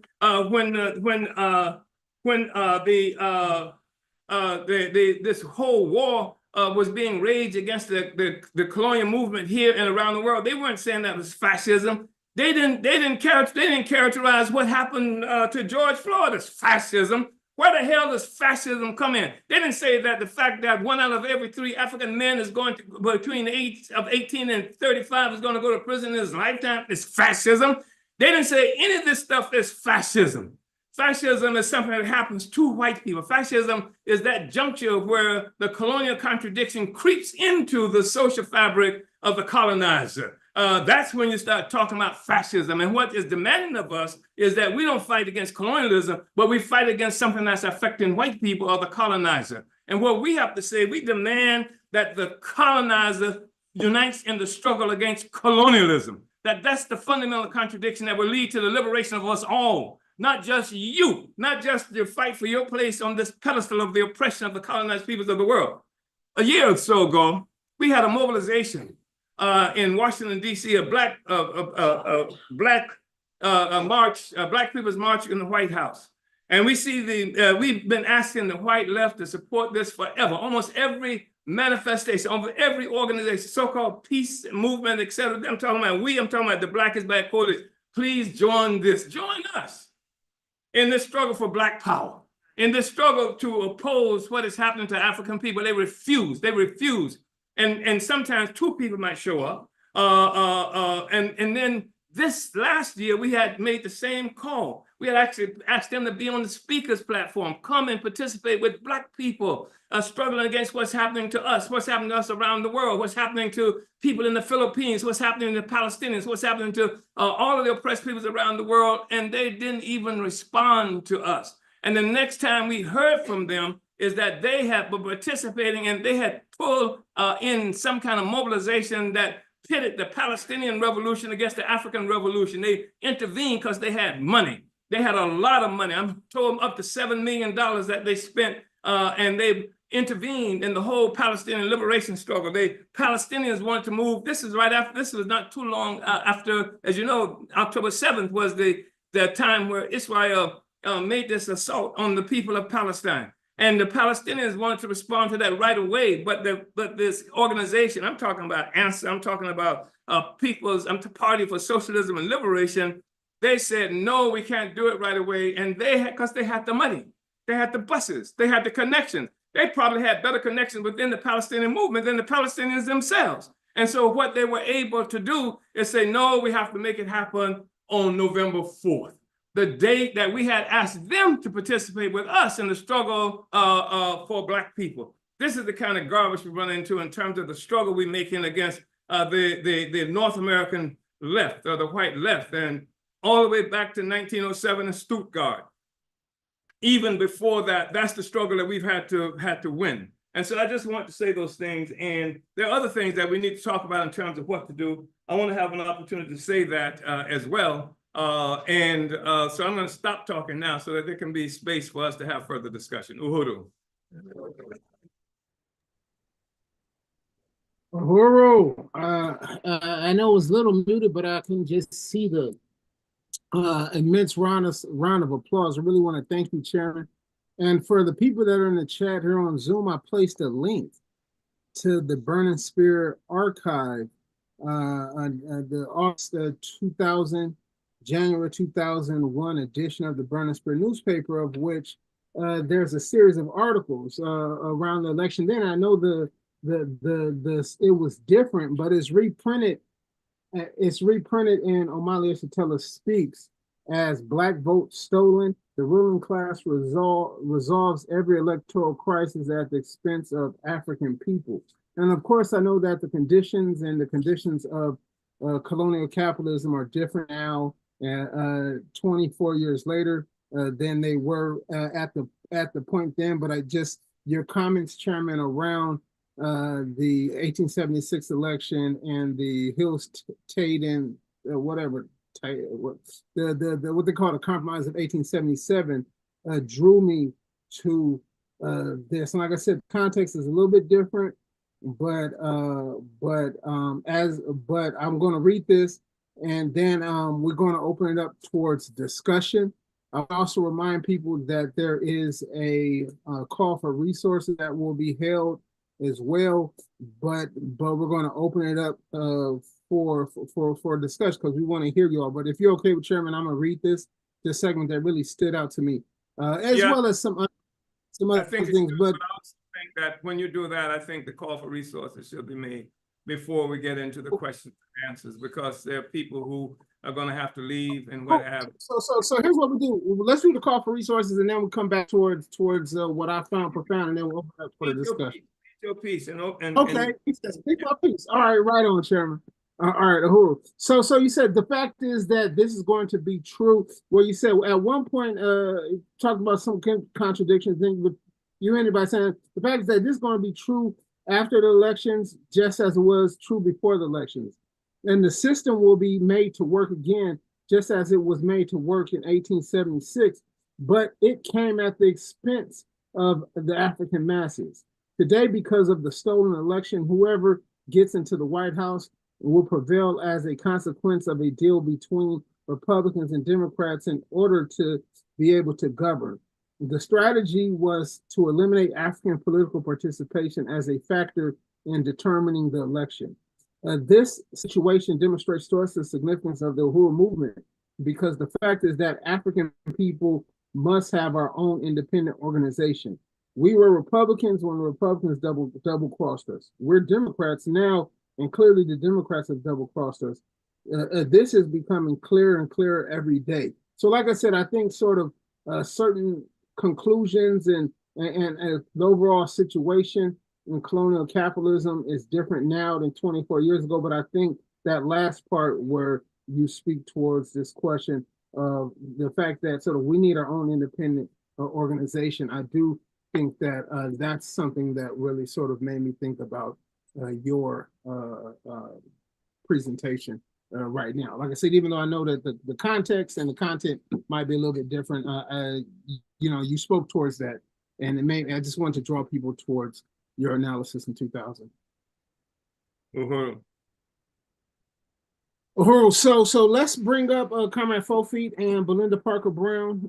They're going to do the call for resources. Uhuru. I'm here, Comrade, I'm here. And yes, let's get down to the call for resources, which is very important.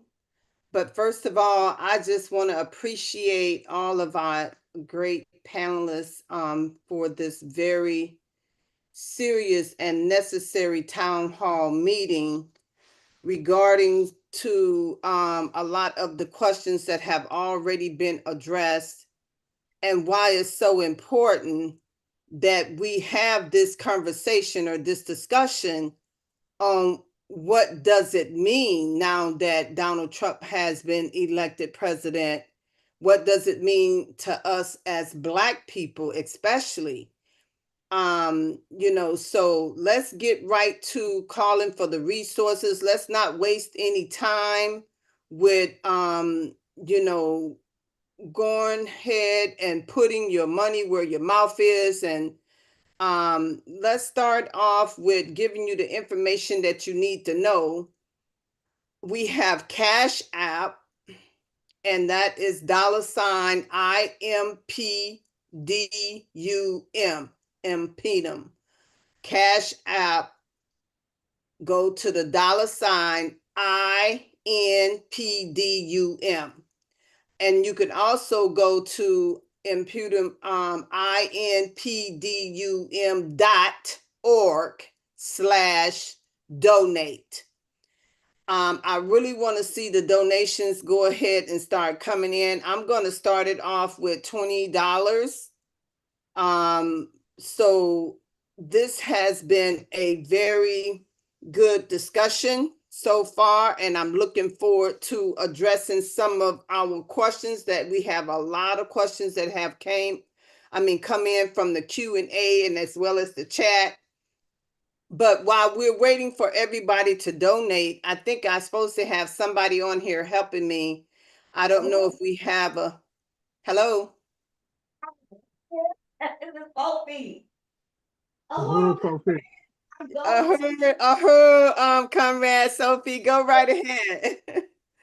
So today is $300, and that is including all you online. Please go to the Cash App impedum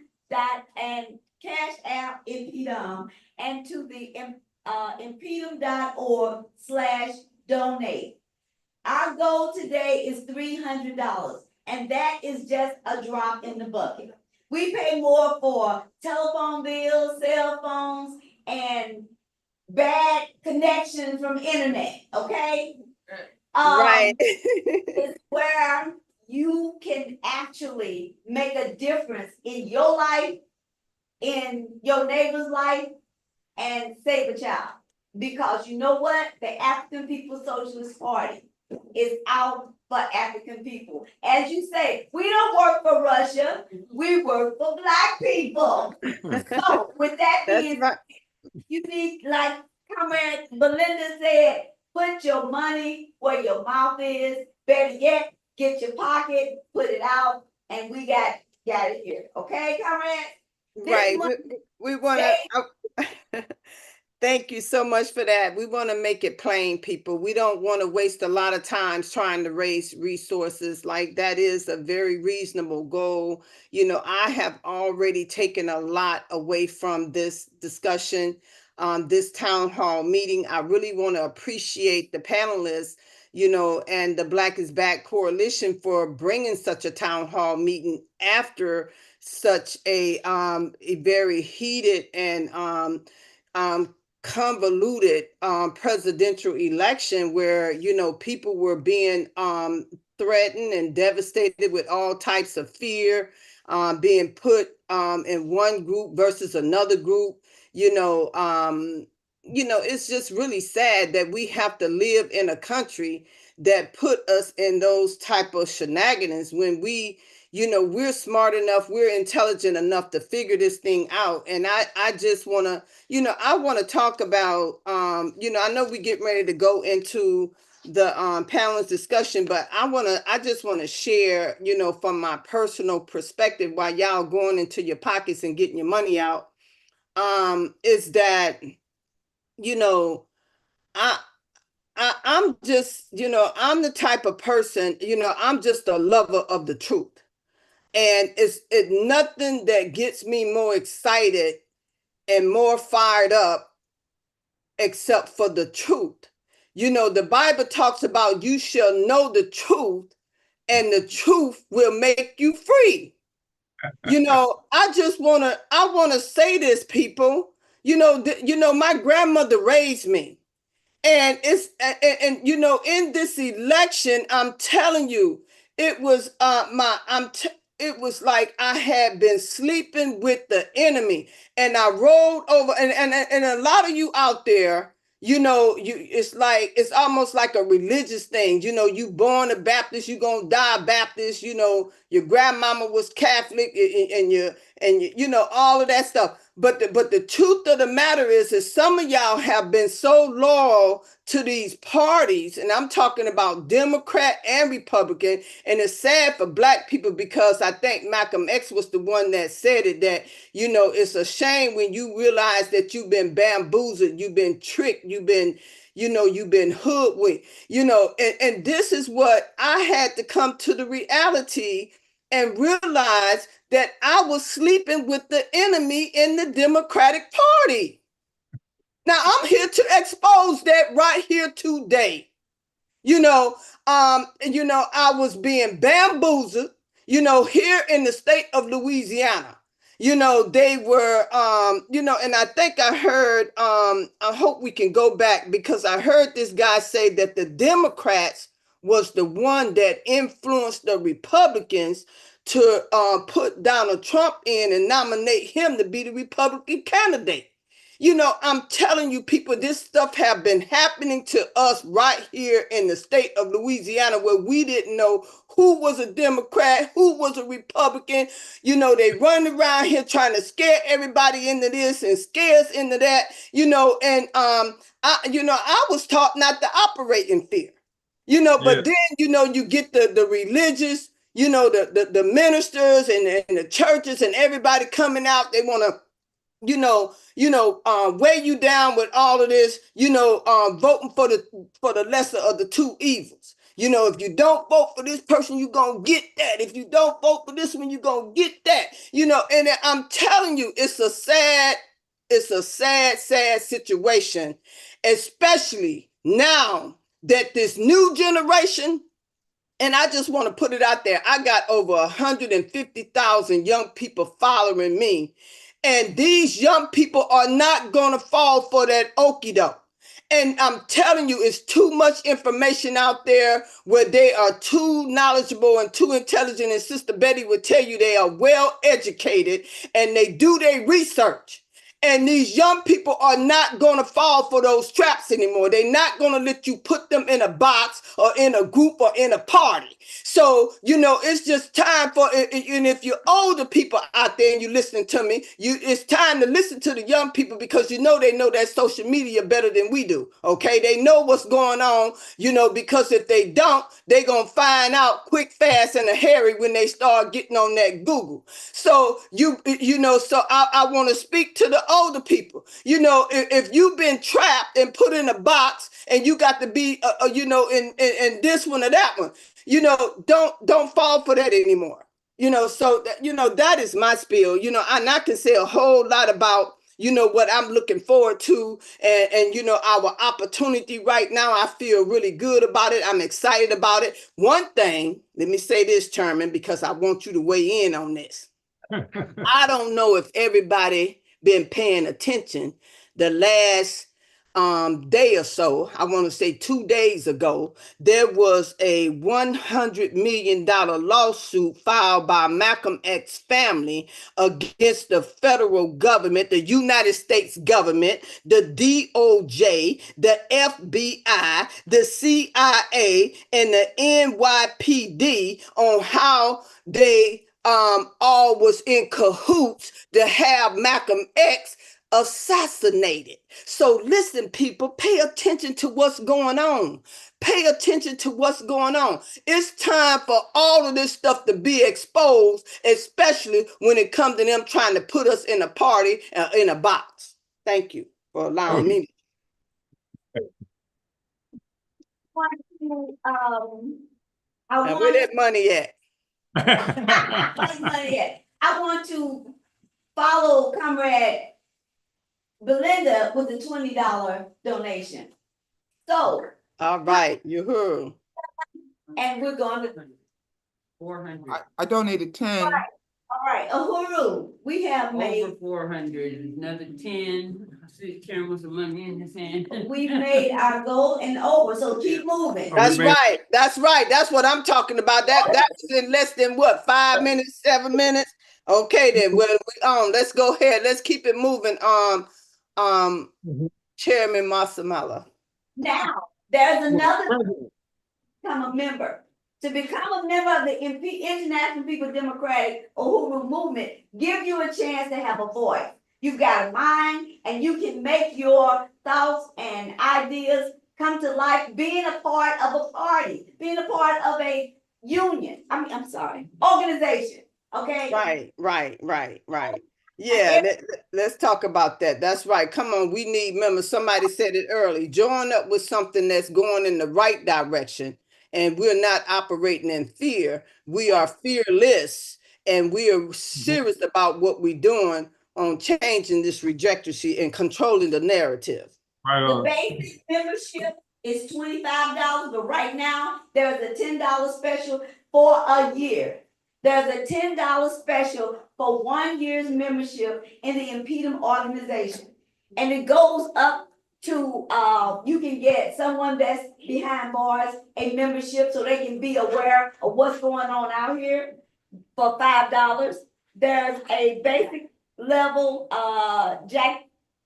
George Jackson or Desi Wood level of Impedum membership for the incarcerated, and Musa Abantu level is for unemployed and students. It is $10 a year. Those are just some of the levels, but your membership does not have any emphasis on what your level of participation. You can be a lifetime member like myself and some other comrades, or you can be a 1 year member of $5 or $10. And your rights are the same as mine. Your voice, your energy, your influence does matter. Mm-hmm. And if you want to change, you gotta start, be the change that you want to see. Become a member. And with that, I want to say, uhuru. Uhuru. Uhuru. So yes, I want to, as we transition to the discussion, I want to thank all the people who I have listed right now. We saw that the resource goal was $300, and we've almost doubled that. I want to thank Comrade Lynn for a $15 donation, Comrade Brendan for $20, Comrade Jesse for $25, Comrade Charles Barron for $100 donation out of New York. Salute Comrade Charles Barron. We got Comrade Alaire for $20, Comrade Janaba for 10, Comrade Lisa for 10. We have also Comrade Max for 5, Comrade Ruby for 25. We also have Comrade Saman for $150, Uhuru.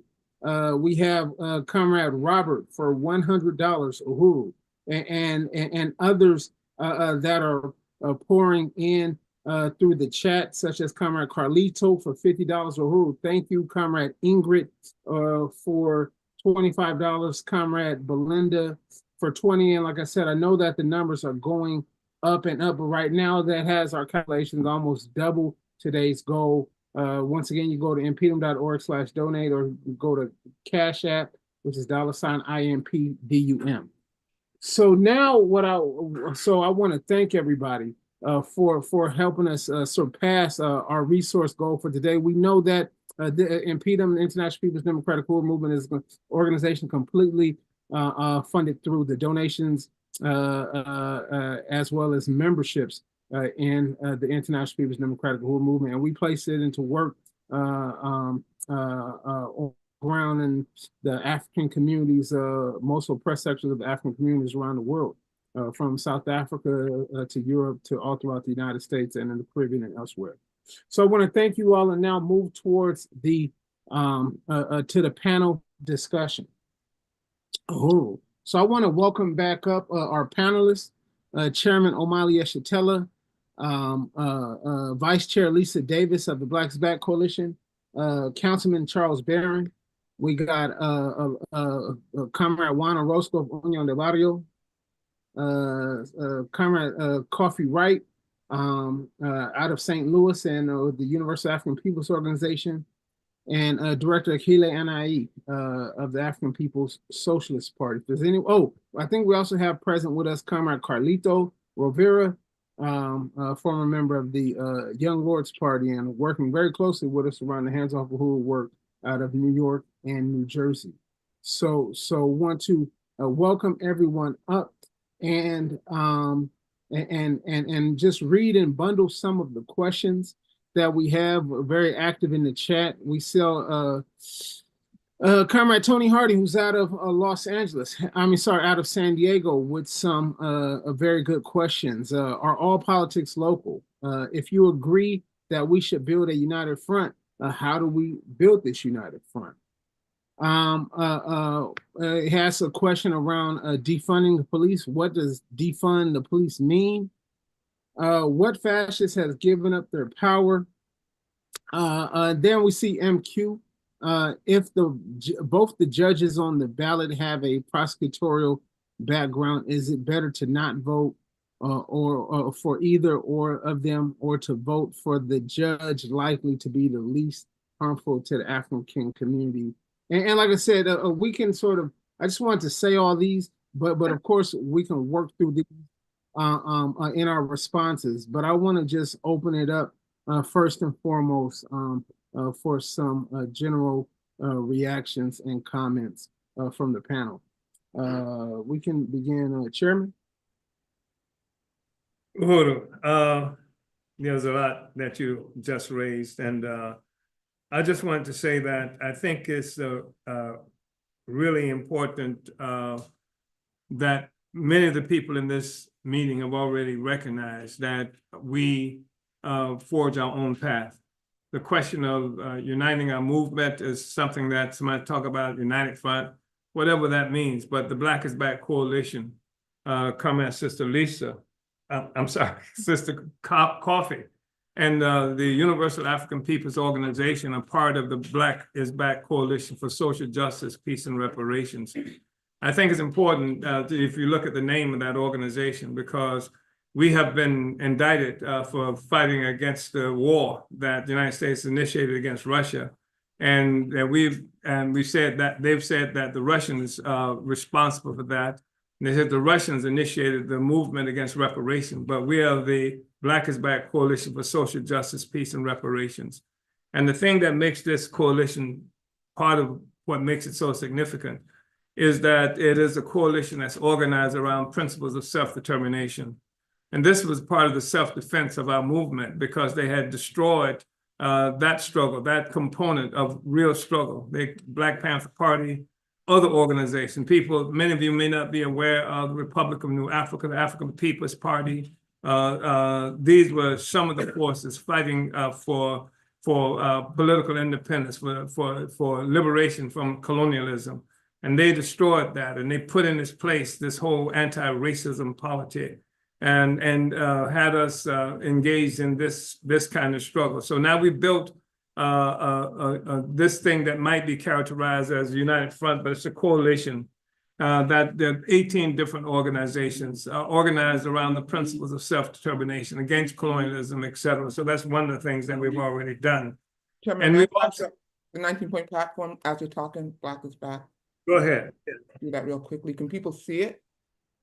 This is the 19-point platform for Black self-determination that speaks to empowering African women, that projects protection of the African family, to push for Black community control of the police, to free all political prisoners, to roll back mass incarceration, full reparations, self-defense, nationalize the banks, national minimum income, right to housing, the halt to gentrification, nurturing Black businesses, free college education, free universal health care, voting rights, U.S. out of Africa, Asia, and Latin America. West must pay its debt to Africa, free Palestine, and end climate change and pollution. This is something that this 18 different organizations representing a new reinvigoration of the struggle against colonialism. And so that's part of what we've been responsible for. And I think that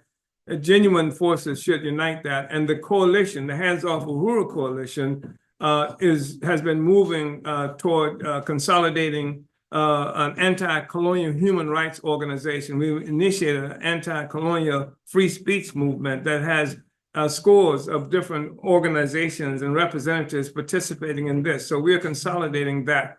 That's part of how we have to move.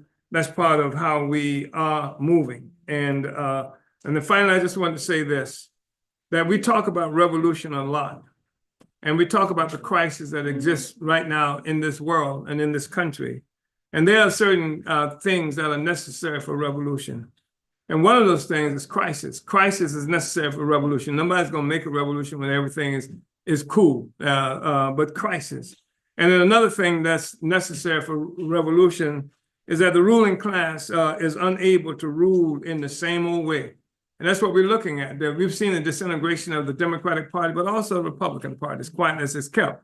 Because the Republican Party is now a Trump party. It's not what it might have been in terms of a collective process. And then also to make revolution, the masses have to have concluded, as Malcolm X would say, that anything is better than hell. And that they will go out and face tanks and whatever, like we saw happen right there in Ferguson. And in order to make revolution, there must be in place a revolutionary party that's guided by advanced revolutionary theory. Revolution doesn't drop out of the sky. It's organized, and people can rebel and what have you, but it takes leadership to provide revolution. And that's why we were attacked, because most of the stuff that we're talking about now that we have to do, we've been doing now for 50 more years. And this is where this is what I wanted to say. So I've overspoken it again, but I do want to say that this relationship, a critical relationship that exists in this country, in my view, is that which exists between the African and Mexican people.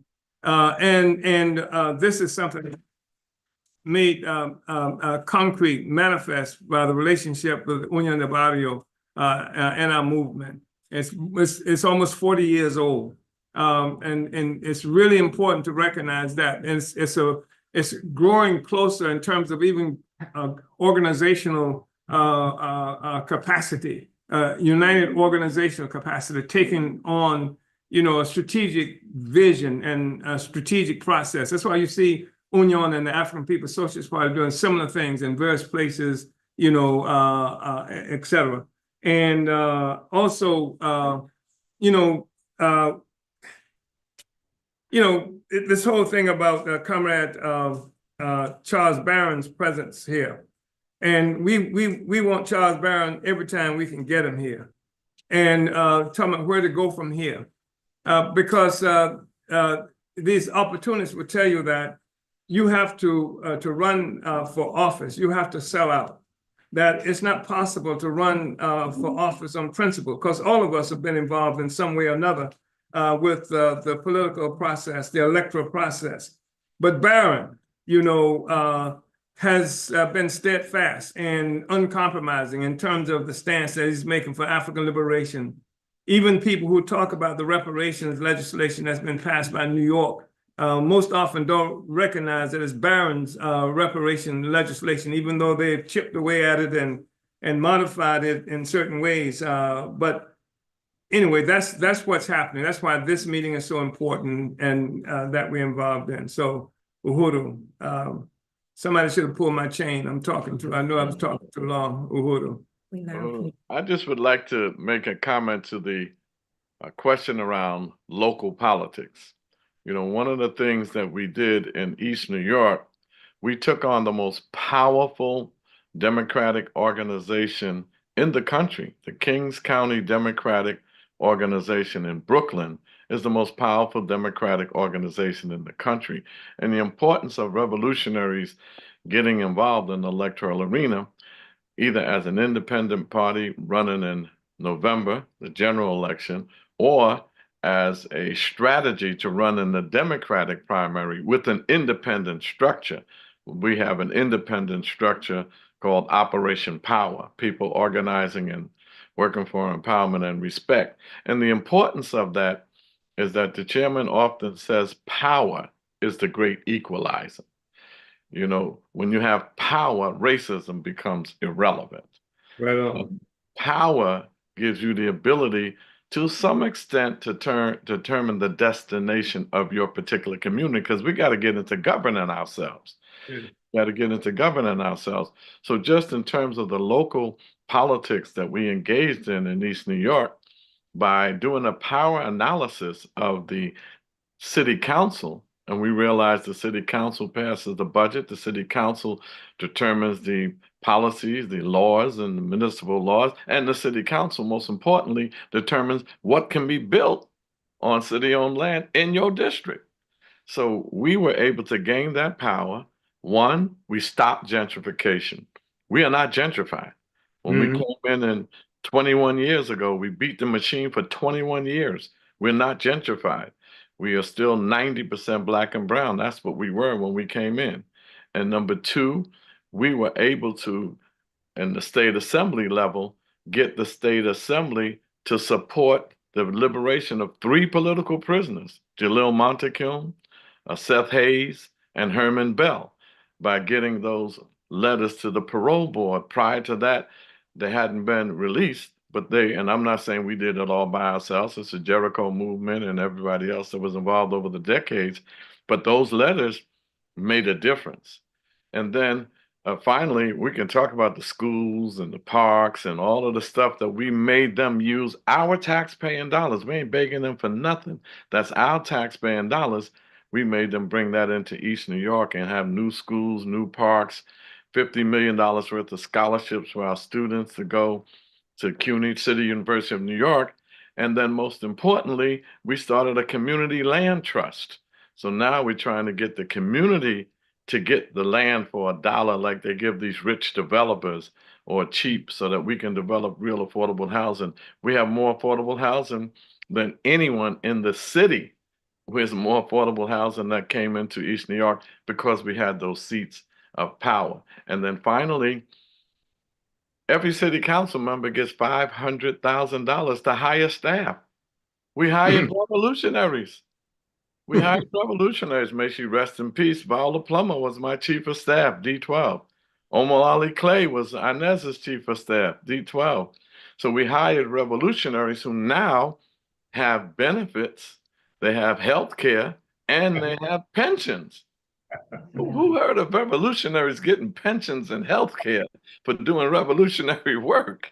So that's just the two of us. Can you imagine if it was 10 of us across the country and we had access to those kinds of resources? And I could spend the rest of this webinar talking about all the stuff that we've accomplished, but I'll end it there. And the chairman came to East New York. He saw it with his own eyes, some of our accomplishments. So I'm just looking forward to us expanding that beyond the Barons and Operation Power and have these kinds of victories across the country. And this is the greatest time to do it. With Trump in office, this is the greatest time to do it. And you know something? All that we've done, Bush was the president when I got in. Obama came in 2008. I got in 2002. I can honestly say this, and I'm not dissing them for no reason. They gave us nothing. The black president, the federal stuff, we got nothing. As a matter of fact, they cut the HUD budget for public housing. I had to give a little $3-4 million out of my budget to put cameras up for security in some of our public housing. Obama cut it and Biden cut it, and they privatized it, and I had to fight against that. They cut the money for the migrants. They didn't give that. So we on the presidential level, we need a black president. We need a black woman president. We need all of this. But when it comes down to what happened in my beloved East New York, I can honestly say they did nothing. It all came from what we got out of the city council's $100 billion budget and the state assembly's $200 billion budget. And we were black, radical, outspoken, anti-colonial. We spoke it not just to y'all on these webinars, but we spoke it in the chambers and still delivered. I wanted to just say something just real briefly. Guru, And I salute what Brother Charles Barron. before that, I'm sorry, Brother Maximella, you said. before that, I want to remind everybody in Aquaba Hall we have the microphone over to the left of the stage. If you want to say something, you can come up and stand in line at Aquaba Hall. You can also write down your questions on a flashcard if you'd like to present your questions that way as well. So, Uhuru. And then I'll pass it back to the panelists. Uhuru.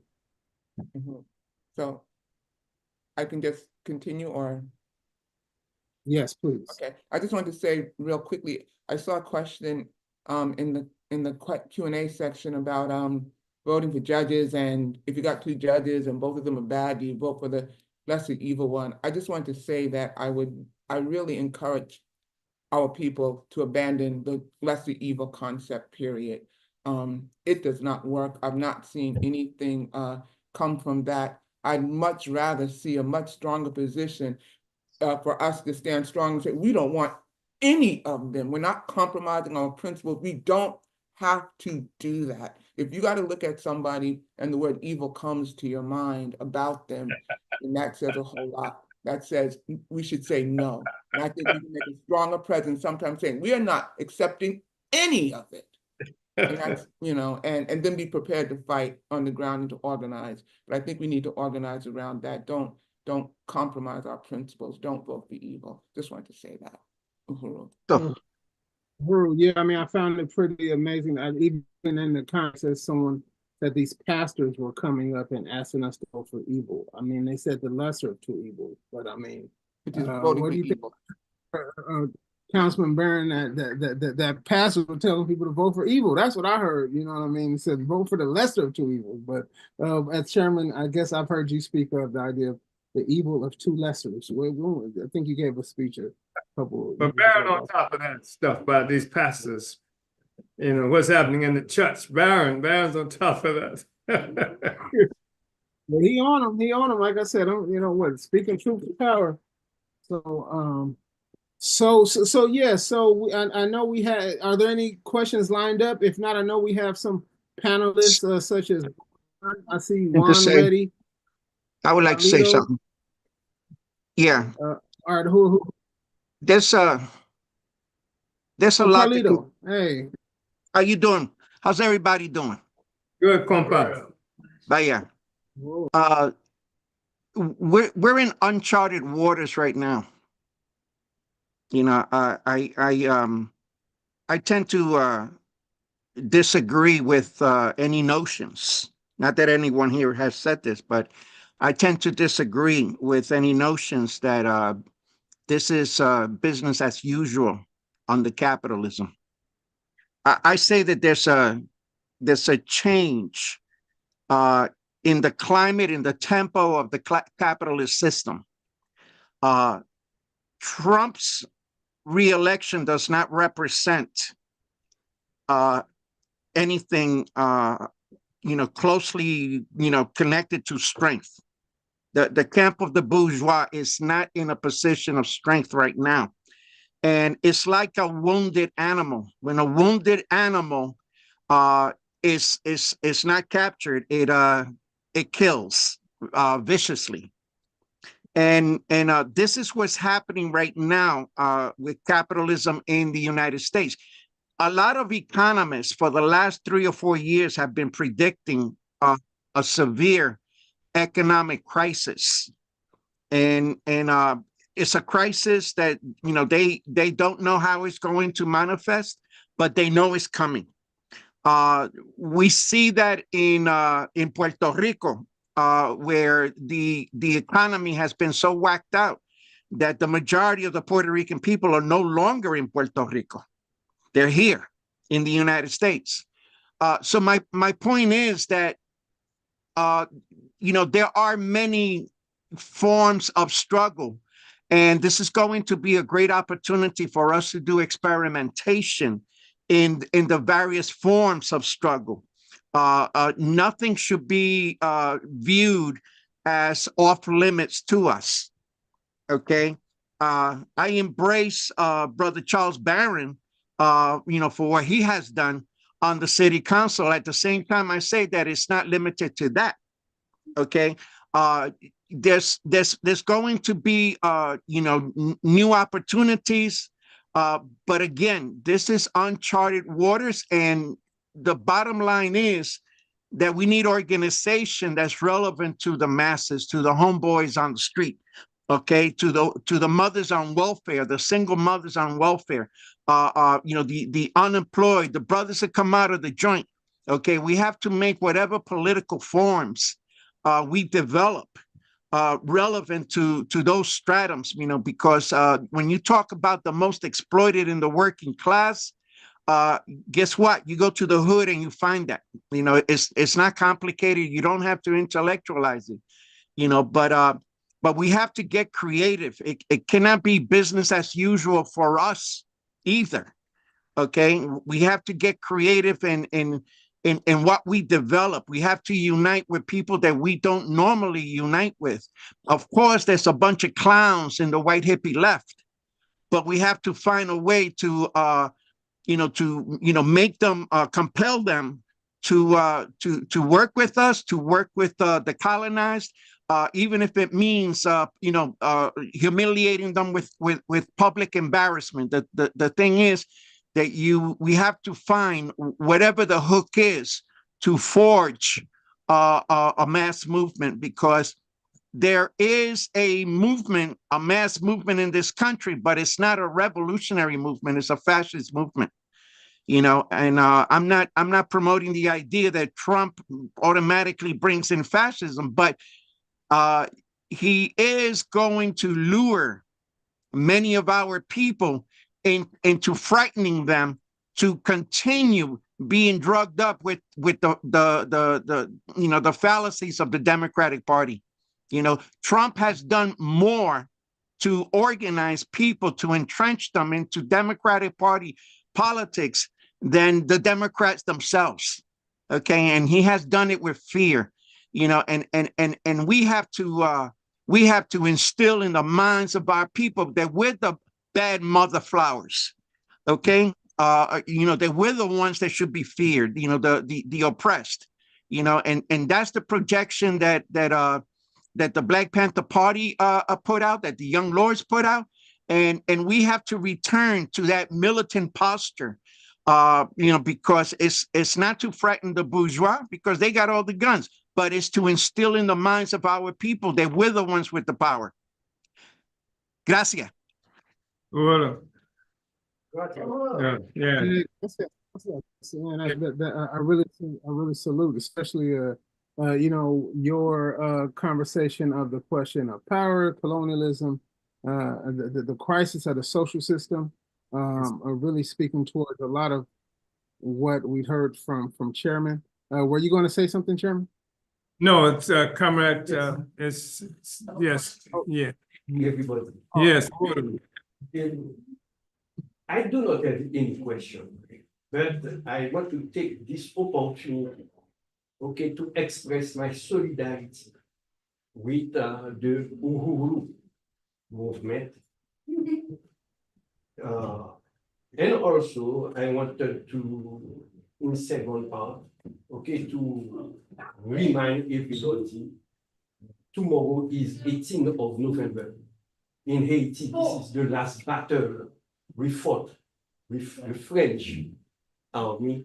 In 11 hours, okay, we beat them, which is considered that this is a battle that you will not see in history books, okay, in Western history book, okay, they are ashamed of it because this is the first time a group of Black people defeated, okay, a white European nation. Yeah.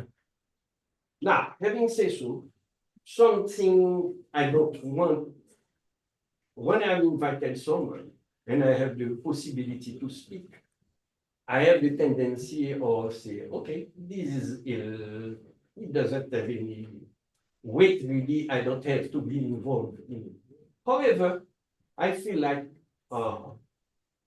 when we say they make us take the election is a question of race, as if it is not true. The numbers show it is a question of race. Okay, that's the who is not a how you're going to have 85% of Black people voted for the Democratic Party. Bernie Sanders said the Democratic Party, I'm not a fan of any of them, have turned their back to the working class. And the question was economics. The people, when they went to the store, they bought eggs, and the eggs cost a lot, and that affect them. The Democrats don't have the feeling of those people who are suffering. But 85% of Black people who are at the bottom of the ladder, economic ladder, voted for the Democratic candidate. Are those people not feeling the pinch of any economy that they are telling me? Someone is lying. The number shows 85% of Black people voted for it. So they cannot tell me 85% of people are the only component who are so rich, so wealthy in this country, they don't feel the economic pinch. So somehow, and I don't think really they want us to see race as an issue. In fact, if I look at the media, all the efforts are made to do not talk about race. All the efforts are made to do not talk about the white women votes. All the efforts are made also to do not talk about the 55% of Black male Latino who voted for Trump. So there is a question of race. One cannot eliminate it. I know we're going to talk is colonialist, divide us, things like that. No matter what, it's a matter of race because the numbers that I just said, okay, prove Okay, that's what it is. Okay, so. Thank you. Thank you. I think he's made like really important observations in terms of how this election turned out and the numbers that we're looking at. I think one of the contradictions that we're looking at, first of all, is race is a colonial concept. It comes from colonialism. Before colonialism, there was no such thing as race and racism. Secondly, what we're also looking at, and this is a struggle that existed in Haiti too during the height of our revolutionary movement, in the struggle for national liberation, and in that very same struggle of national liberation, the class question is roiling. It's furious class struggle, and that's going to try to make the determination of which way the nation is going to go in the struggle of national liberation. And what this government has succeeded in doing, and that's one of the reasons they attacked us, is destroy the leadership of the African working class. The same thing has happened with Mexicans and other people, so that we can't speak for, the class can't speak for itself. So who speaks for us? Kamala Harris, Obama, and the same thing happened in Haiti. It's happened in every revolutionary movement of where the colonized people had to make a struggle. And that confuses the issue and confuses masses of people. Somebody, I think it was Compañero Carlito, talked about how we used to do work in the 1960s. He spoke about the Black Panther Party, and the same thing was true of the Young Lords Party. We were in the communities. We were not separate from the people. We provided the leadership on the ground for the people. That's why you didn't hear in the 1960s, you didn't hear this whole thing, what's going to happen if the Democratic Party lose? Woe is us. Because we had our own organization. There was an alternative. And right now, the people cannot perceive alternatives to the Democratic Party, Republican Party, or whether they're Black or whether they're white. And this is the contradiction that we are faced with. This is why they would attack us, precisely because we were trying to provide leadership out of that quagmire that we've been stuck in for the longest period of time.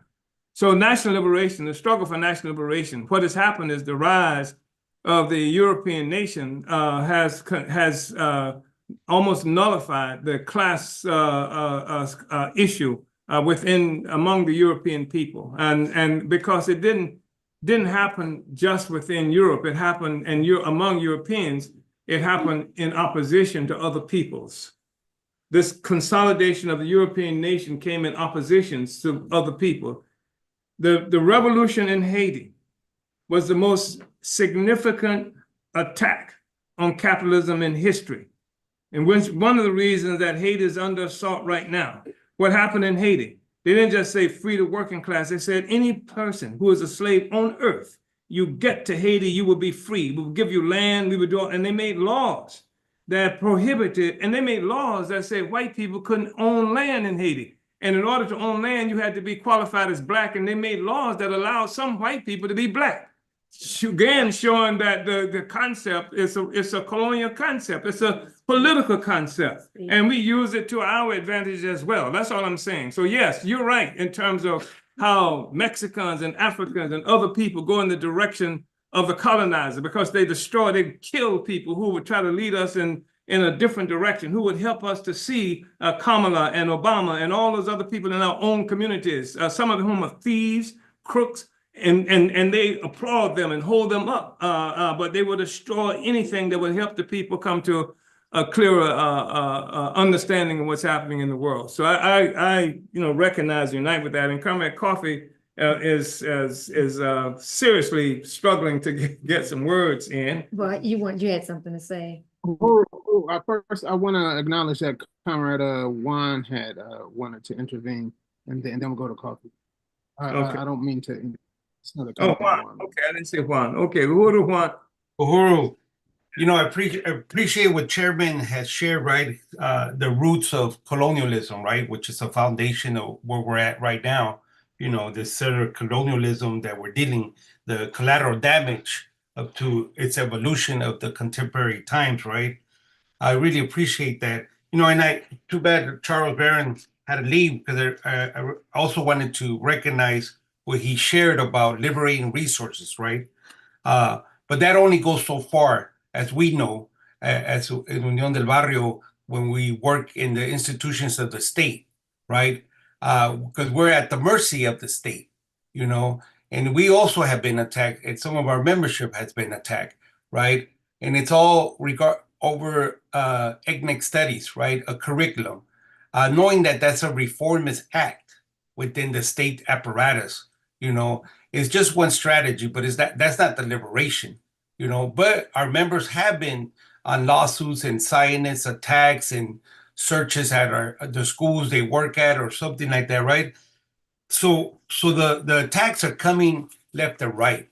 You know, we because I work for the school, the institution of schools, right? I'm a high school counselor, and we've been told in meetings not to use the word Palestine and other things, right? And it all goes with that attack of free speech, similar to y'all being attacked for even thinking, right? You know, it's how bad and how this system is in crisis, right? And I appreciate compañera Lisa sharing the understanding of the lesser of two evils, right? It's almost like when I do this little icebreaker into social justice with students, and I say, you rather get hit with a wooden bat or a metal bat? You know, but there's, you know, and the youngsters, you know, they're on it. I'm like, I don't want to get hit. And that should be always our answer, that we don't want to get hit. You know, why do we even have that choice, right? That's not a choice, you know. And I really appreciate you pointing that out. But going to what Carlito shared, how do we organize our community, the most marginalized, right? Which is what we see here in San Diego, right, where we're at right next to the colonial border. I think what we're looking at after this election, how do we regroup and reconnect with the historic organizations, with the people saying that that they're doing something, and how do we do it from a community base, you know, to really organize the homeboys and all the people that are sleeping in cars, like my students who live right outside my freaking school, you know. And no matter how many resources we liberate, because we make copies at the state fucking school for the programs we do in the community, or we use their space, or we tap into some funds or a grant, that's still not bringing us liberation, you know? That's just pacifying us for the moment, and we're able to succeed and have a nice event or something, right? So the thing is that right now we're on this thing after our seventh Congress, is that we have to be creative and do things that we haven't done before, you know? And this is a time to do them. We've been working, and like the chairman said, we've been with the party for like 40 years and in talks and stuff like that. And at times, you know, here in the Southwest and in San Diego, people think we're crazy. We're the most normalized people you are. You're the ones crazy because you fell for this trap. And now you're like scatterbrained and crying and what are we going to do? And it's like you're barely waking up to reality, you know. But that's what the colonial mindset does, you know.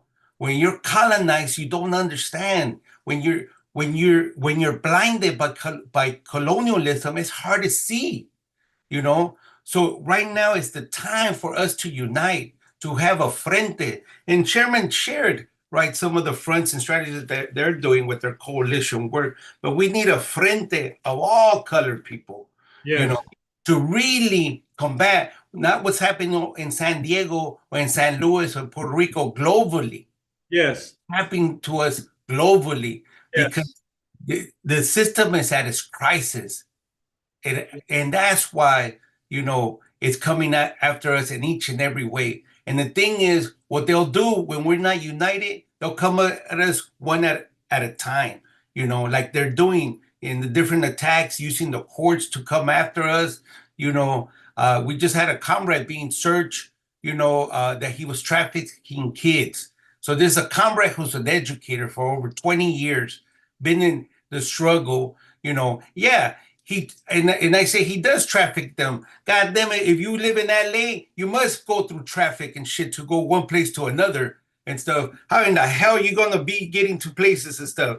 But see, they'll use any organize that we do to use the courts against us, because they cannot break us if we're united and we have a front. If our one of the things we're saying is, like, if our students get attacked at the schools, then we block the whole street. You know, we have all the local organization and the masses of the people, because we've been doing that at a smaller scale. We have to multiply that at 10 scale. If they come for the party, then we have 1,000 people out there to block the FBI, whoever. That's what we got to get back to. You know, that's what we're calling for as we move forward. You know, we have some local initiatives that we're trying to put out. We've been in some internal conversations, and that's what we're looking at. How do we do a frente at a local level to expand it at the Southwest and at a national level? You know, because we're connected globally. You know, we're more in unity with the greater masses of humanity. Yes. The problem is that we look at it through the eyes of a colonized mindset in the fucking belly of the beast. Yeah. You know, excuse my language, but that's it. Uhuru. Thank you. Dr. Matsumello, there were just one other or two questions. Yeah. Of the school. We also have somebody. I'm sorry. Hey, thank you, everybody. Okay, this is Coffee again. Okay, so the question we keep saying is, or we keep asking, is solutions, alternatives. What are we going to do? Well, to me, it starts with building together. I think, you know, the Black is Back Coalition. I'm a member of UAPO, Universal African People Organization, but we're also a member, as Comrade spoke of, the Black is Back Coalition. And if you believe in those 19 principles, then I think we need to challenge everybody. Everybody needs to become a member of the coalition. Right on. And, you know, and so as we build the coalition, either you believe in it or you don't. Mm-hmm. That's how we call you out. Mm-hmm. You know, we only spend our money with people that are part of the coalition, whether you're Black, white, whatever. If you're not part of the coalition, if you're not willing to stand up and say, this is what I'm standing on. When I ran, the first time I ran for United States Senate, the only Black in the race, and went against Josh Hawley. I think he had about $150 million. Yeah. Claire McCaskill had about $40 million. Yeah. Everybody else had hundreds of thousands and millions of dollars. I stood on the Black is Back, with the Black is Back coalition, but on the principles, and that's why you all supported me. And if you look at my literature, you will see I stood for reparations. I stood for free Palestine. I stood on the principles. And if you can't stand on the principles, then I don't care what color your skin is, then you are not part of the coalition if you're not part of the coalition. Okay? As simple as that. I came in second place on a Democrat ballot. I ran the Democrat, but I came in second place out of all those people. And my budget was less than $5,000. Okay, so I truly believe that, you know, votes, you know, votes count, you know. Right on. And I believe it was more white people voted for me than Black. I'm just gonna say that. Okay, but the thing about it is we have a lot of ignorant people out here. And when I say ignorant, that means lacking knowledge. They're not stupid, they're not lacking intelligence at all. They have Google, but they are fooled to believe that it's only two parties in the race. I gotta go all Democrat, or I'm going Republican. They're not familiar, and most of Black people haven't even heard of Green Party, sad to say. And I'm not saying Green Party is our all hero, because I believe we need to have a Black Party, Purple Party, Revolutionary, whatever we want to name it. Because the Green Party got to be part of the coalition as well, right? Right on. They gotta, hey, the rules got to be about what we all agree. Right on. And that's us moving forward. Okay, so therefore, if you're not a part of the coalition, then you're not a part of the move. No matter what else you do, UAPO have our own things. You know, we stand, one of the things is proportional political representation, but we see that don't always work because we didn't have blackface up there, right? And as people have just said, you know, they let us down in a whole lot of ways, right? So that's what I'm standing on, is for us to get more people. And you know, that poster that Lisa put up, that needs to be in everybody's house. We need to look at that, because a lot of Black people just don't know. We're not using Google. I didn't even know you was in the race, girl. I would have voted for you. They didn't bother to Google it. They didn't bother to find out. They just wait till election day, election time. Well, people was telling me, Black and white, poor people just don't do enough of research, right? They're like, well, if you in a race, then why come you ain't on TV? I ain't seen no TV commercial. I said, cause you didn't donate. I ain't see your name on my donation list. You know what I'm saying? They think this stuff comes automatically. They think that they give us the money to do this. They don't understand. That's when I say ignorance. They don't get it, how it's ran. The media told us, they said, if you don't have $1 million, we do not.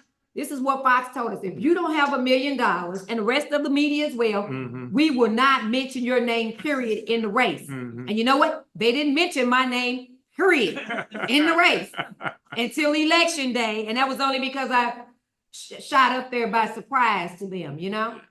So therefore, we cannot rely on mainstream media because they're blocking us out. They don't want us to be competition.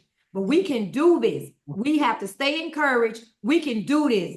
If I can get almost 50,000 votes, family, off of $5,000, I know if we just continue to spread the word, and we spread the word along with making sure that Black is back, 19 points, that every household know that.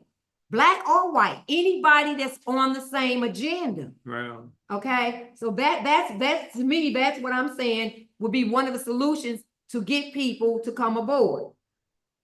All right, thank you for allowing me to say that. So I really want to appreciate that because hold on one second. I see you, Westbrook. I'm gonna come to you. So I just really appreciate that. I'm going to turn to Westbrook right now, and then there are a couple of questions I want to acknowledge in the that are in the chat, and then we're going to after that move the program forward. But I really appreciate your responses, Comrade Juan. I really would appreciate your response, Comrade Coffee. And like you said if you was able to get 50,000 votes off of $5,000. Versus someone else. I forget how many millions or hundreds of thousands of dollars the other person had. I mean, it's really, I think, speaks towards what I've heard everyone else, what I heard Chairman and Charles Barron and others talking about this question of power. And that seems to be the drive, the through line in all of the points being made here. There was also this question that I heard you make, Coffee, that Chairman had made in his recent presentation around the elections was the fact that us breaking through the blockade on ruling class media, and that really just shows the importance of this town hall, the importance of podcasts and other alternative forms of media. Well, some people say alternative, but I don't even, let's say dual and contending forms of media. So I really want to salute those comments, and then let's hear from you, Comrade Westbrook, and then I'll acknowledge the questions we have in the left over in the chat, and pass it to Chairman to sum up the panel for today. First of all, I want to salute Chairman Stella, salute our president, but I'll be very brief. Half of what I want to say, don't judge if I forgot. But first, I want to lead off by saying, hell with the Democratic Party, period. Second, hell with the Republican Party. I know the Green Party was mentioning. We might have a couple of friends in the Green Party, but my personal opinion, hell with the Green Party. They have to do some things to win my vote. But we do have a political party, which is called APSP, African People's Socialist Party. There is a Black political party with our agenda, so we can't just keep looking over our own party. But this is what I will say, because based on the question for the town hall, after Trump election, a lot of folks are scared of his picks if they get pushed through.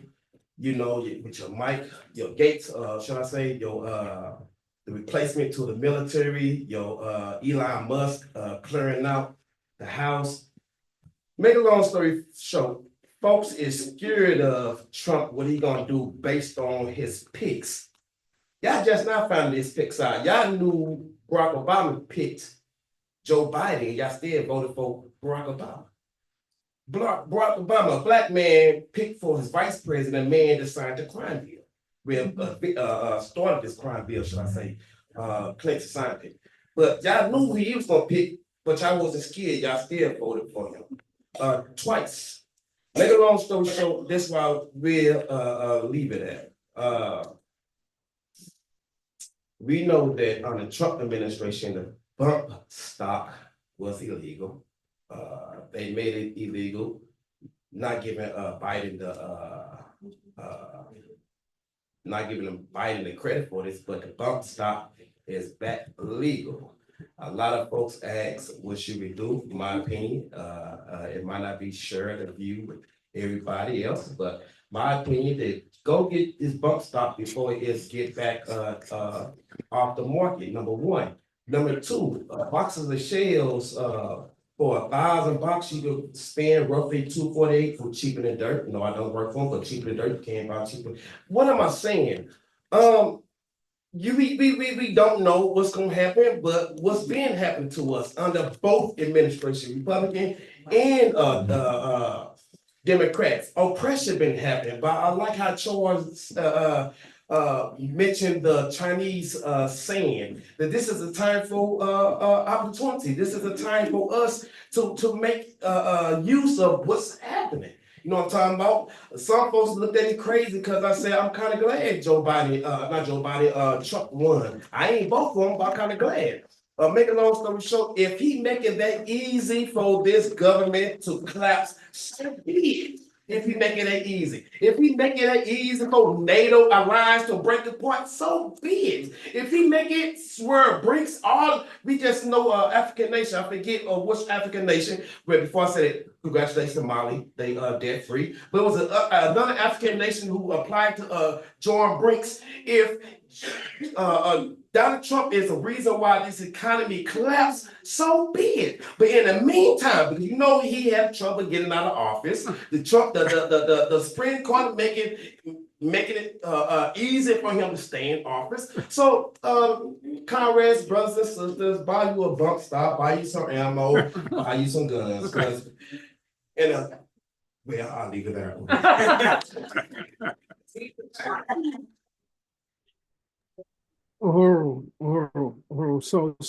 have to comment on that because I'm sorry, but I have to comment because I'm the one kept talking about Green Party. I'm not a member of the Green Party. I'm not just saying that. I'm not saying that we got to follow the Green Party. What I'm saying is that they need to, if they join Black is Back Coalition, right, they follow the 19 points. I just want to be clear on that. Right on. Then they can come aboard. Okay. They are already on the ballot.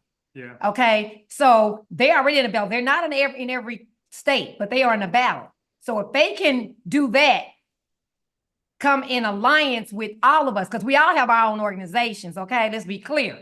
But these organizations are part of a coalition, okay? That's what I'm talking about. We need more people, and we do not have enough Black people in this country to do it alone. We need other people. We need Mexicans. We need white people. And that's just the truth, okay? We need everybody that's of the same mindset. Coalition of people. That's right. So that's what I'm talking about. I am rooting for the Black is Back. Okay, let's be clear on that one.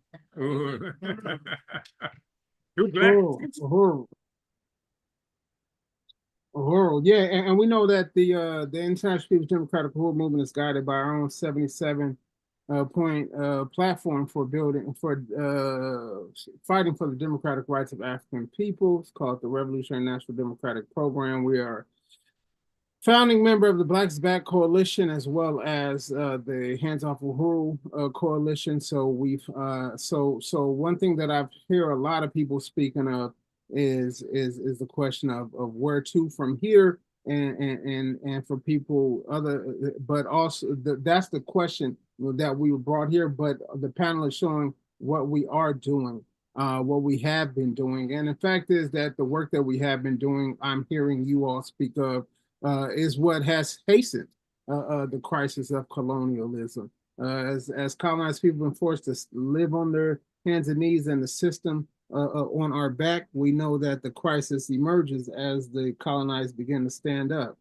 So on that sense, I'll pass it to you. I want to salute Comrade Betty Davis, who had some important comments in the chat around the building of Black community control of schools, placing that on the agenda, as well as fighting the ethnic cleansing in our neighborhoods, as well as Comrade Don Havens, who does work with the Black is Back Coalition, a student and youth working group, speaking on, he says, on the confusion, I think a lot of this was discussed, the confusion displayed by the masses after the sham colonial election, particularly the way the masses are being pitted against each other. And I think that we had spoken heavily to that as well. So I just want to salute the high activity inside the chat.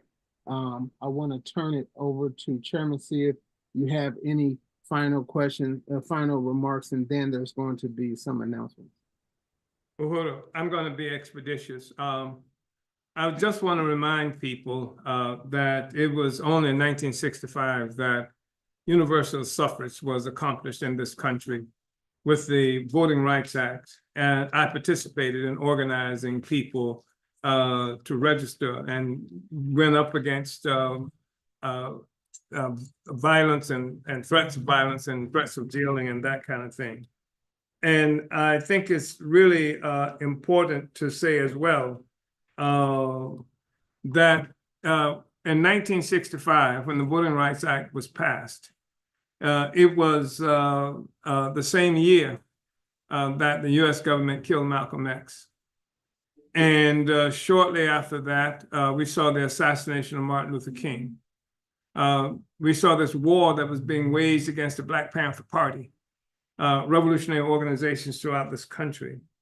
And I think that a point that I would make is that we won universal suffrage and the right to vote, but they destroyed the organizations and programs that we would have voted for. So we didn't have any independence. The only thing we were left with was Joe Biden and the Democratic Party.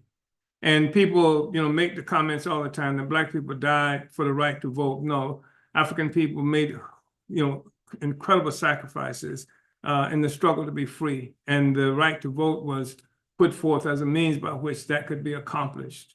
And then they gave us something that was a sham.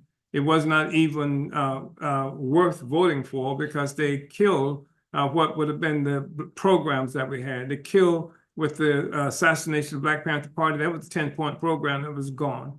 The program that was put forth by Malcolm X when he had to make the prophetic statement of the ballot or the bullet.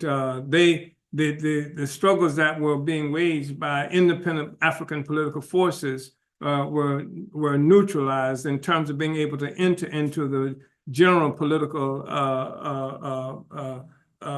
narrative that elections allow for. And people say, well, why don't Africans turn out to vote? Because if they had reparations on the ballot, Africans would turn out to vote. If they had jail and killer cops on the ballot, Africans would turn out to vote. If they had ending gentrification in our communities, Africans would turn out to vote. If they had the 19-point program platform that comes from the coalition, Africans would turn out to vote. Africans do not turn out to vote, as Comrade Coffey said, because they're stupid. It's because they have not got the benefits that voting happens, and they've destroyed what might appear to be alternatives. If there's an alternative, if there's a movement that's saying, here is an alternative to the Democratic Party, that you don't have to choose this organization that doesn't promise you anything, but that scares you to death that if they don't go to power, then Trump or somebody else who's going to go to power. This is the method that they've used. And so we say there is an alternative, and they attack this alternative. They don't want the people to have access to this information. That's why they are talking about taking me to prison. We work to end the isolation of the African liberation movement in this country and around the world. That's what Comrade Coffey is talking about. That's why there is a solidarity component of the African People's Socialist Party. As quiet as it's kept, when we talk about needing white people in the movement, we need white people who can unite with the principles of against colonialism. And we exist the party in white communities, 140 cities in this country. They're members of the African People's Solidarity Committee, members of the Uhuru Solidarity Movement. So the thing is to end this isolation, to end this encirclement, to have white people who are working in their communities, in white communities, with their family members and their neighbors and their classmates and things like that, to bring them to the right side of history. That's the kind of work that we've been doing. This is what's necessary. So we say we have to win people who are so afraid that if we have to go by ourselves if we don't get the white people on board. We say we get the white people on board when we help them to understand that they're going to be by themselves because they're the minority, not us. That's what Comrade Juan was talking about in terms of building this whole anti-colonial movement that embraces the entire world. Because the whole system that we're looking at there is a global system of colonialism, that where a handful of people, a minority of the human population, lives at the expense of the vast majority. So what do we do about that? We pull together an anti-colonial human rights organization that links us all up throughout the United States and throughout the world. That's what the Hands Off Uhuru movement has been about. That's why we say it's not just defense, it's counteroffensive, that they attack us because of our success in winning people to a better understanding of the contradictions. And so we're going to deepen that. We're going to take this throughout the world. We're going to win Africans and Mexicans and Palestinians and everybody and white people who can come on board to an anti-colonial human rights organization that's global in scope. It's the kind of organization that they tried to put us in prison because we went to United Nations hearings that were held throughout the United States and talking about the condition of African people. Because we were there, the United States government said the Russians paid us to do that.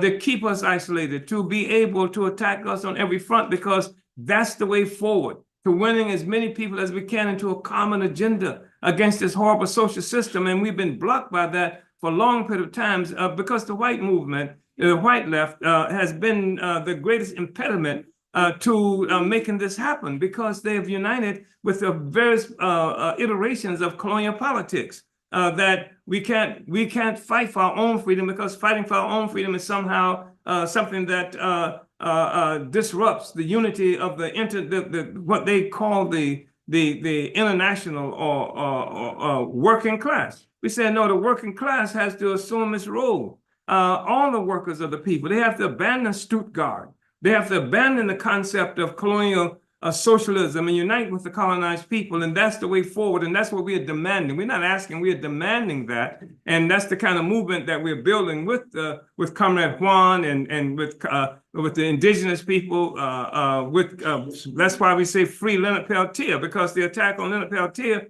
is not the attack on an individual. This is an attack on an indigenous man, a so-called Indian, who was defending so-called Indian people on their own land from foreign and aliens who come and declare they discovered the land. And I guess they were involved in some discovering when they attacked and put Leonard Peltier in prison. He's locked up today, but that's why we're there. It's one, we have to unite the entire movement of colonial people and offer this opportunity for colonizers who want to, this is what real dissent is about. Is moving yourself from the leadership of the colonizers and join with the colonized people, because that's where the leadership is located.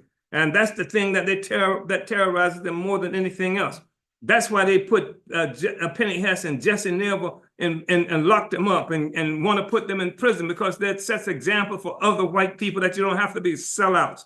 You don't have to think you can live off the rest of humanity for your happiness. That real happiness is to be achieved through the emancipation of the human population. That's what we're talking about. So, in terms of the way forward, and I just want to say this too, because I keep hearing, people talking about how taxpayers' money is being wasted when you talk about free education, free healthcare. What are you talking about? It's wasted. That money, they didn't make that money themselves. That money comes from the people. And it's part of the struggle of the people that's engaged in with capitalism, if you will, to take possession of a tremendous amount of resources that's created by people who work for a living. Bezos and this other guy they don't work. The people work and create all of this value and what have, and they complain because we say we want some of the money that we created, some of the money that comes from our sweat, our blood, and our stolen resources to go for education, our education, to go for public education, to go for public healthcare. Yes, it should be free. And when they say free, that's a misnomer, because it ain't free, because we paid for it already. That's the kind of thing that we need to help to clarify. I also think it's important to say that the people need to see an alternative. They were able to see that in the 1960s. Even though there were a lot of different organizations, the fact is they knew the anti-colonial movement represented an alternative. Whether it was JOMO, whether it was the Black Panther Party, whether it was the Republic of New Africa, whether it was the African People's Party, whether it was all those People's Party #2, it was all these organizations. And then there was an element of the so-called white left that was influenced by this movement. And collectively, the people saw an alternative, so they weren't crying about what the Democratic Party was going to do. The Democratic Party had to come back and drag the people into this unholy embrace that we're locked into. And yes, vote, but vote on our own program, our own agenda, and make that a requirement for anybody who comes into our communities. And I want to say this thing about what's happening in the world, because somebody has identified, I think it was Comrade Comrade from the Young Lords. Carlito.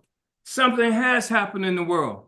The whole political and economic configuration of the planet Earth is in a state of transition. It's changing. That's what somebody said when they talked. That's what Comrade Westbrook was talking about. When you talk about the rise of different forces challenging the status quo economically, because this is a political economy that rests upon the foundation of colonialism and colonial terror. And this is now in a state of flux, and people are struggling. And this is why there's such controversy and such conflict that happens inside this country and around the world. And please, do not narrow your vision. Do not just see what's happening in this country, but see what's happening in this country as a part of what's happening in the whole damn world. This same struggles that we're talking about happening here is happening on a global level. Almost virtually every European country in the world is going through the same issues, the same struggles, the same kind of political transformation that you see happening here. There's a Trump in virtually every European colonial power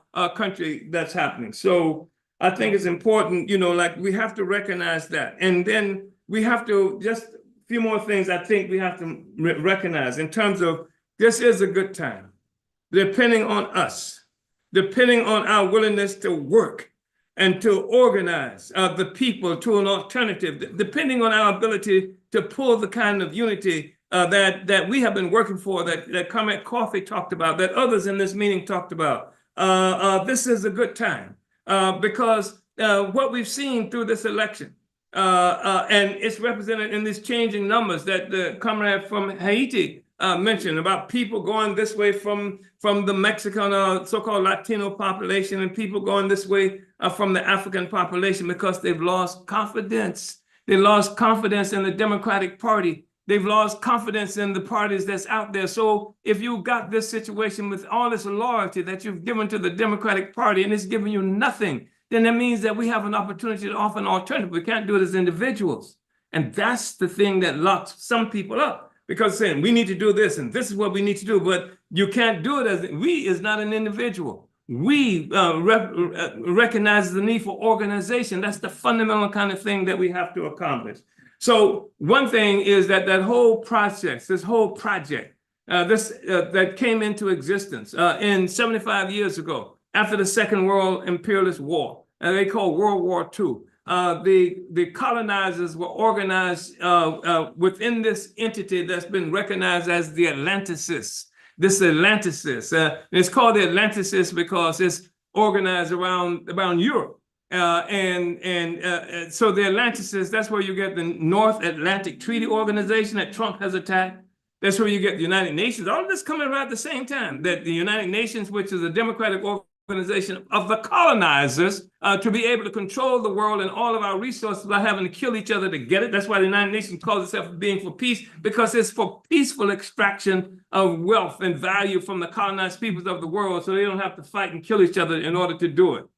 This is the kind of thing that we that we have to look at and understand about this world. So there's a tremendous change that's happening, and this whole Atlanticist project has been disrupted. Trump started the disruption in a very noticeable way, in a very pronounced way, when he attacked NATO, he attacked all of these trade relationships and stuff like that. That came from the Atlanticist project. That's where all of them got together, and that's under serious attack right now. We have to move. This is our time to go to win our people, organize our people, pull together the kind of organization, go into the most oppressed sectors of our population, talking about being afraid of young people and stuff like that. If I could work in Mississippi and where crackers were trying to kill us on the organized black people, damn it, I can work with my own people no matter how difficult it's supposed to be. We can do that. And then the other thing that's been obvious is the fact of loss of influence of the African petty bourgeoisie, because all the African petty bourgeoisie came out for Harris. Obama came out for Harris in the same way he came out for our opponents when we ran in 2017 for the reparations. For the first time he ever participated in a local election, talking about local politics. Obama intervened and came out against our opponents because we were talking about reparations and things like that. He came out for our opponents. So the African petty bourgeoisie, all of them came out. The sororities, everybody came out supporting Harris, and it didn't do anything. It didn't help. And so we see how the African petty bourgeoisie has lost its influence, which means the African working class now, under working class leadership, under revolutionary leadership, can seize this opportunity to organize our people. If we have the courage and the tenacity to do that, we can make that happen. That's why this meeting is important. That's why these meetings every Sunday is so important. That's why these relationships we are developing is so important. We see the decline of the bourgeois media, the colonial bourgeois media. Almost all the bourgeois media came out supporting Harris. And even the Washington Post, which I think got bought by whom? Was it Bezos, or one of them bought it. But before he bought it, they were so heavily in the camp of Harris, everything was. And their influence didn't mean a damn thing. They didn't deliver anything. But who was delivering stuff? These podcasts, these forces some of them who were interviewing us, the Tucker Carlsons who did an interview of me, the Scott Ritters and people like that, these are the people who were winning. And so this kind of work that we do, the Brenningsville newspaper, the radio stations, that's why they attacked our radio station, because they don't want us to have an independent voice, etc. And so we're seeing them, and we have to support that. They attack our economic development programs because they see this as negating colonialism. The colonialism is when a foreign and alien power controls your economics, your politics, your capacity to recreate life for yourself. And that's why they would attack us. That's why right now in the city of St. Louis, you have the government who's working with them to keep us from opening a damn bakery cafe, and it's what they call a food desert. And we spent more than $1 million just in terms of economic development in this community, but they work to make sure we can't do it, because that means that we are diminishing the power of the oppressor and putting the oppressed people ourselves in power. So I've talked too long, and I really appreciate it, your patience. And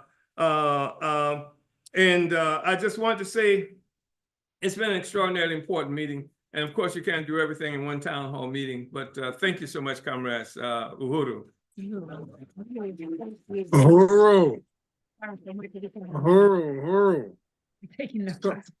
So now we're going to pass it back to everyone on the ground. I think there's some announcements and other things in summation for today's event.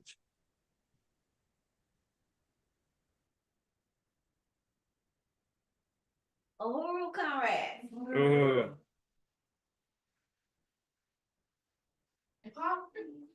Uhuru, were you all able to hear me? Yes, yes. Okay, Uhuru. Hands Off Uhuru present Thanksgiving victory to the African and indigenous people. Pack the court for the Uhuru 3 sentencing, Saturday, November 23rd, 2024. 3 p.m. Eastern, 2 p.m. Central, 12 p.m. Pacific, featuring Chairman Omali Yeshitela and Ward Churchill. Free Leonard Peltier. Register at handsoffohuru.org/register. Now I'll bring up Brendan. Thank you. Uhuru, I want to salute that program and Chairman Amalia Shatella. That was incredible. And I just want to call on everybody to come out to be a part of the upcoming telethon. We have a flyer at the front if you want to grab that on the way out. If you enjoyed the program today, we have 24 hours of revolutionary speakers, content, culture, and you can learn all about these programs that are being built by Deputy Chair Onizide Yeshitela here in North St. Louis, and that are, overturning this colonial system, giving us a glimpse of, what a future without colonialism looks like, and you can support that by being a part of this telethon coming up. So please grab a flyer on your way out and register at tinyurl.com/reparationstelethon2024. So, Uhuru. Uhuru, comrades, I'm back again. Pretty Uhuru 3 sentencing hearing calendar of events is Sunday, December 15th at 4 p.m. Anti-colonial free speech rally, the Uhuru House at 1245 18th East Avenue, St. Petersburg, Florida. St. Petersburg, Florida, at 12 o'clock, at 9 o'clock, pack the courtroom on December the 16th for the sentencing hearing at Tampa Federal Courthouse, room 17, 801 North Florida Avenue, Tampa, Florida. 12 p.m. is a press conference outside Tampa Federal Courthouse, 801 North Florida Avenue, Tampa, Florida. At 2 p.m., lunch, Uhuru House at 1245 18th Avenue, South, St. Petersburg, Florida. And at 3 p.m., summation and rally at the Uhuru House, see above for address. Let's pack the courtroom. Now I will call up Ciali. Ciali Moyende. Thanks for making room for me. All right, so. Slide. There we go. All right, so the African People's Education Defense Fund is initiating an urgent call-in campaign to the St. Louis Post-Dispatch in response to the slanderous attack on the Black community in the form of their dishonest, deceitful hit piece about the APEDF press conference regarding the city's blocking of a rural bakery cafe. Just let you know, this is national. We want everybody to get on their case. The press conference on Tuesday, November 12th, condemned the city of St. Louis for their refusal to allow APEDF to begin the work necessary to open the Uhuru Bakery and Cafe on the north side, an economically depressed area of the city known as a food desert. We are demanding that the St. Louis Post-Dispatch reporter Jacob Barker, who claims his job at the newspapers to serve the underserved, to issue a retraction, write a new article telling the truth about the attacks on the Black community economic development. If he refuses to do so, we are demanding the St. Louis Post-Dispatch fire Jacob Barker. Yeah. So you see the numbers up there that you can call. Alan Akbar, who's the executive editor, and Rose and Klaus Barker's boss.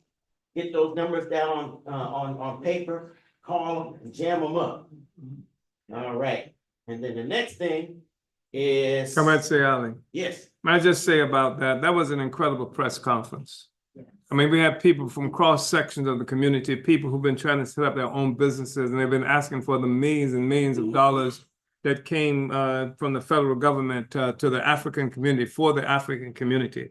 And the African community is only getting peanuts of that. And they're just people who got connections to the mayor, who's getting like a lot of money. from this. And the people came up and spoke, and not a single word was made about that money. Not a single word in that article was mentioned about the people who came out there supporting what we were doing and complaining about their treatment. They wrote an article about Russia, and Russia wasn't even in the house. So that was a hit piece. And so, you know, go ahead, Comrade. Just want to say, we might end up having to call for a boycott of the St. Louis Post-Dispatch. Yep. Yeah. All right, so the next slide. We're baking for Black Power, y'all. All right. So, we're gonna have our National Volunteer Team Meeting. We want everybody to get in the mix Tuesday, November 19th at 7 p.m., which is the N2U meetup. And there's the Zoom info that you can join on. And we just want to say that we want everyone's participation in the Uhuru Pies holiday sale. So raise your hand if you can attend Tuesday at 7 p.m. here or on Zoom. We would love to have a lot of people here. So can we get a show of hands? Who's gonna come? I see 3. I see 4. Any more? Right on. That's the purchase prize. Purchase pies and just really, also we want to be able to recruit people into the work. You know, we got a lot of areas of the work that we want to recruit people into. So the more the merrier. We want to, pack the house and we want, a lot of action to happen. Okay. And this is a meeting for everyone in our movement. Of course, also everyone that we want to bring. So we're asking you to bring somebody, bring a friend, bring a family member, a co-worker. And we hope you will sell pies to your friends and family, co-workers, neighbors, and possibly also be in the kitchen with us to help with social media or whatever talent you can bring to the table. And a big part of our fight back is continuing our work to bring Uhuru Pies to the people. Right on. So your participation is a vote for economic development in our community. So we're excited to see everybody come again, Tuesday, November 19th. I think it's important to mention that the guy who wrote that article, after the press conference, he went over and bought pies. Yeah. And he got 2 pies. Yeah. And then when somebody called his boss to complain about what he did, and the boss was talking about the pies were delicious. So if the pies were good for them, then damn it, they're good for this community. And that's the struggle we're in.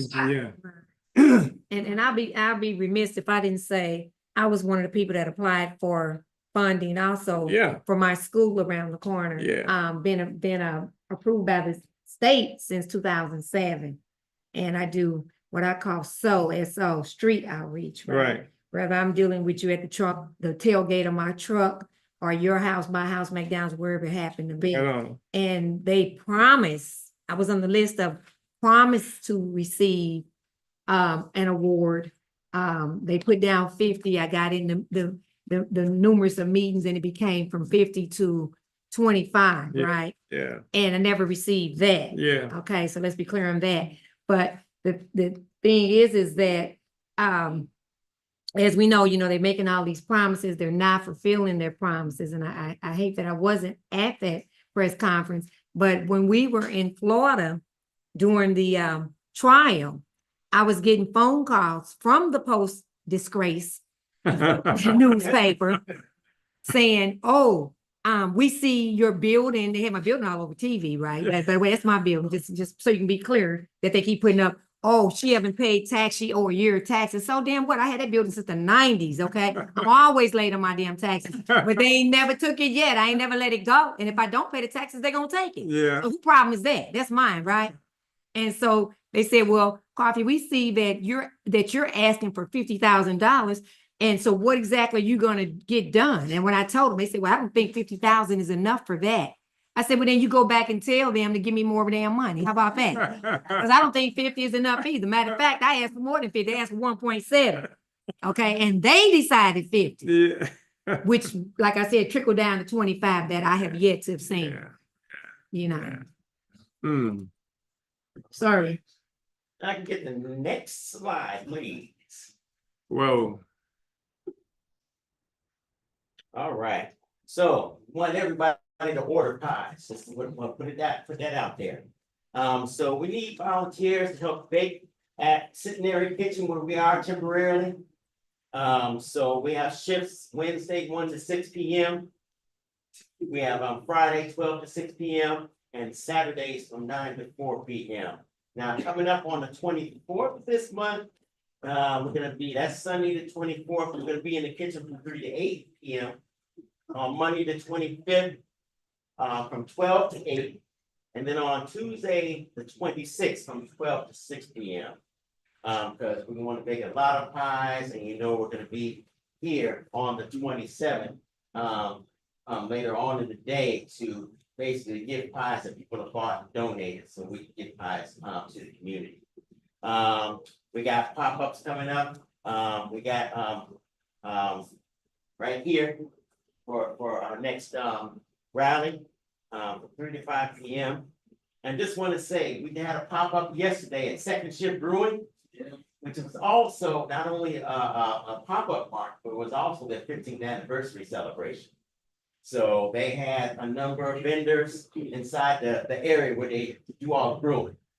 And they had a few outside too. It was a packed house. And it was a very successful pop-up that we had there. And people, I had samples of pies out there and people tasted and loved it. And people bought pies, ate it, came back, said that was a delicious chocolate. So the pies are on hit. And even we had a couple of people talk about, we've been following you on the news and we know something's not right because, and of course we had the information for people to get out. So, but everybody was in support. That was the basic sentiment that I was getting, so we want to keep that up. So again, we got staffing time.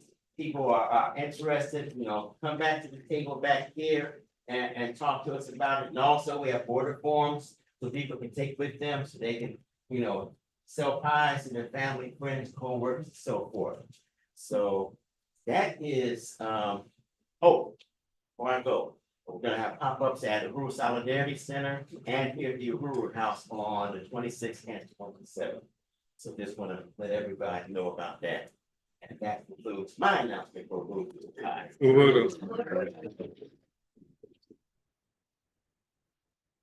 Okay, let's get your burning spear. Let's get your burning spear. But there's also a ruby there with something. Oh. Yeah. Go.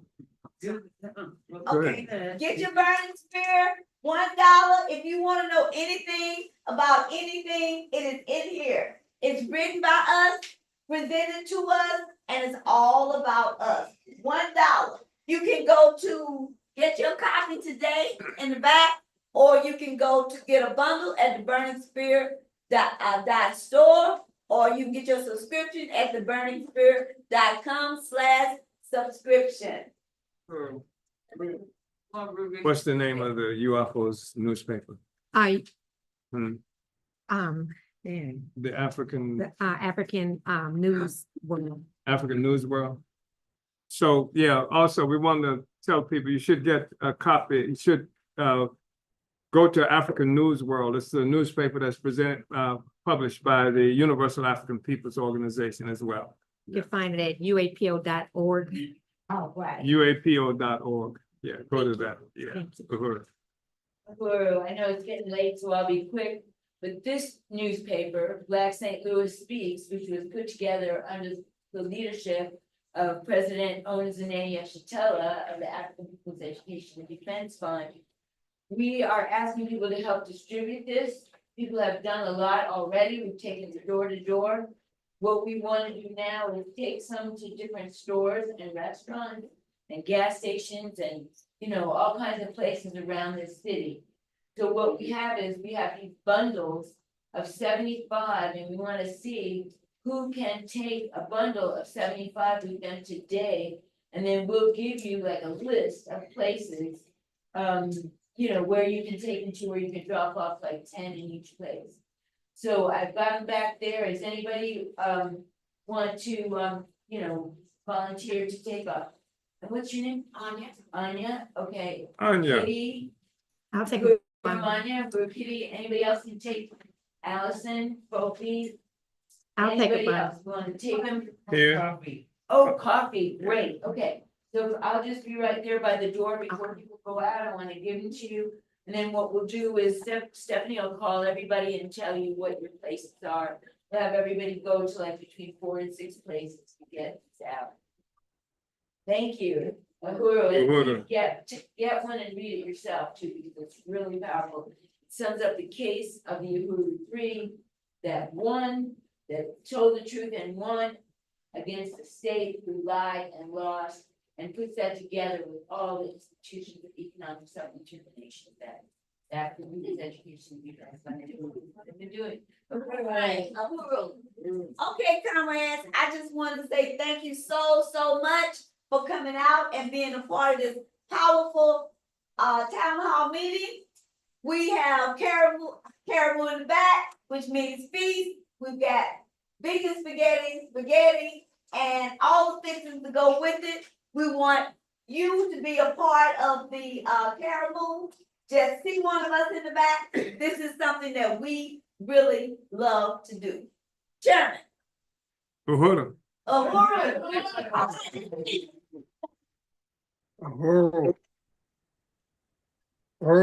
Lastly, thanks to everybody who donated. I think we just saw another 25 coming from Comrade Desiree Union de Barrio. I want to thank everybody for participating in today's town hall. Uhuru.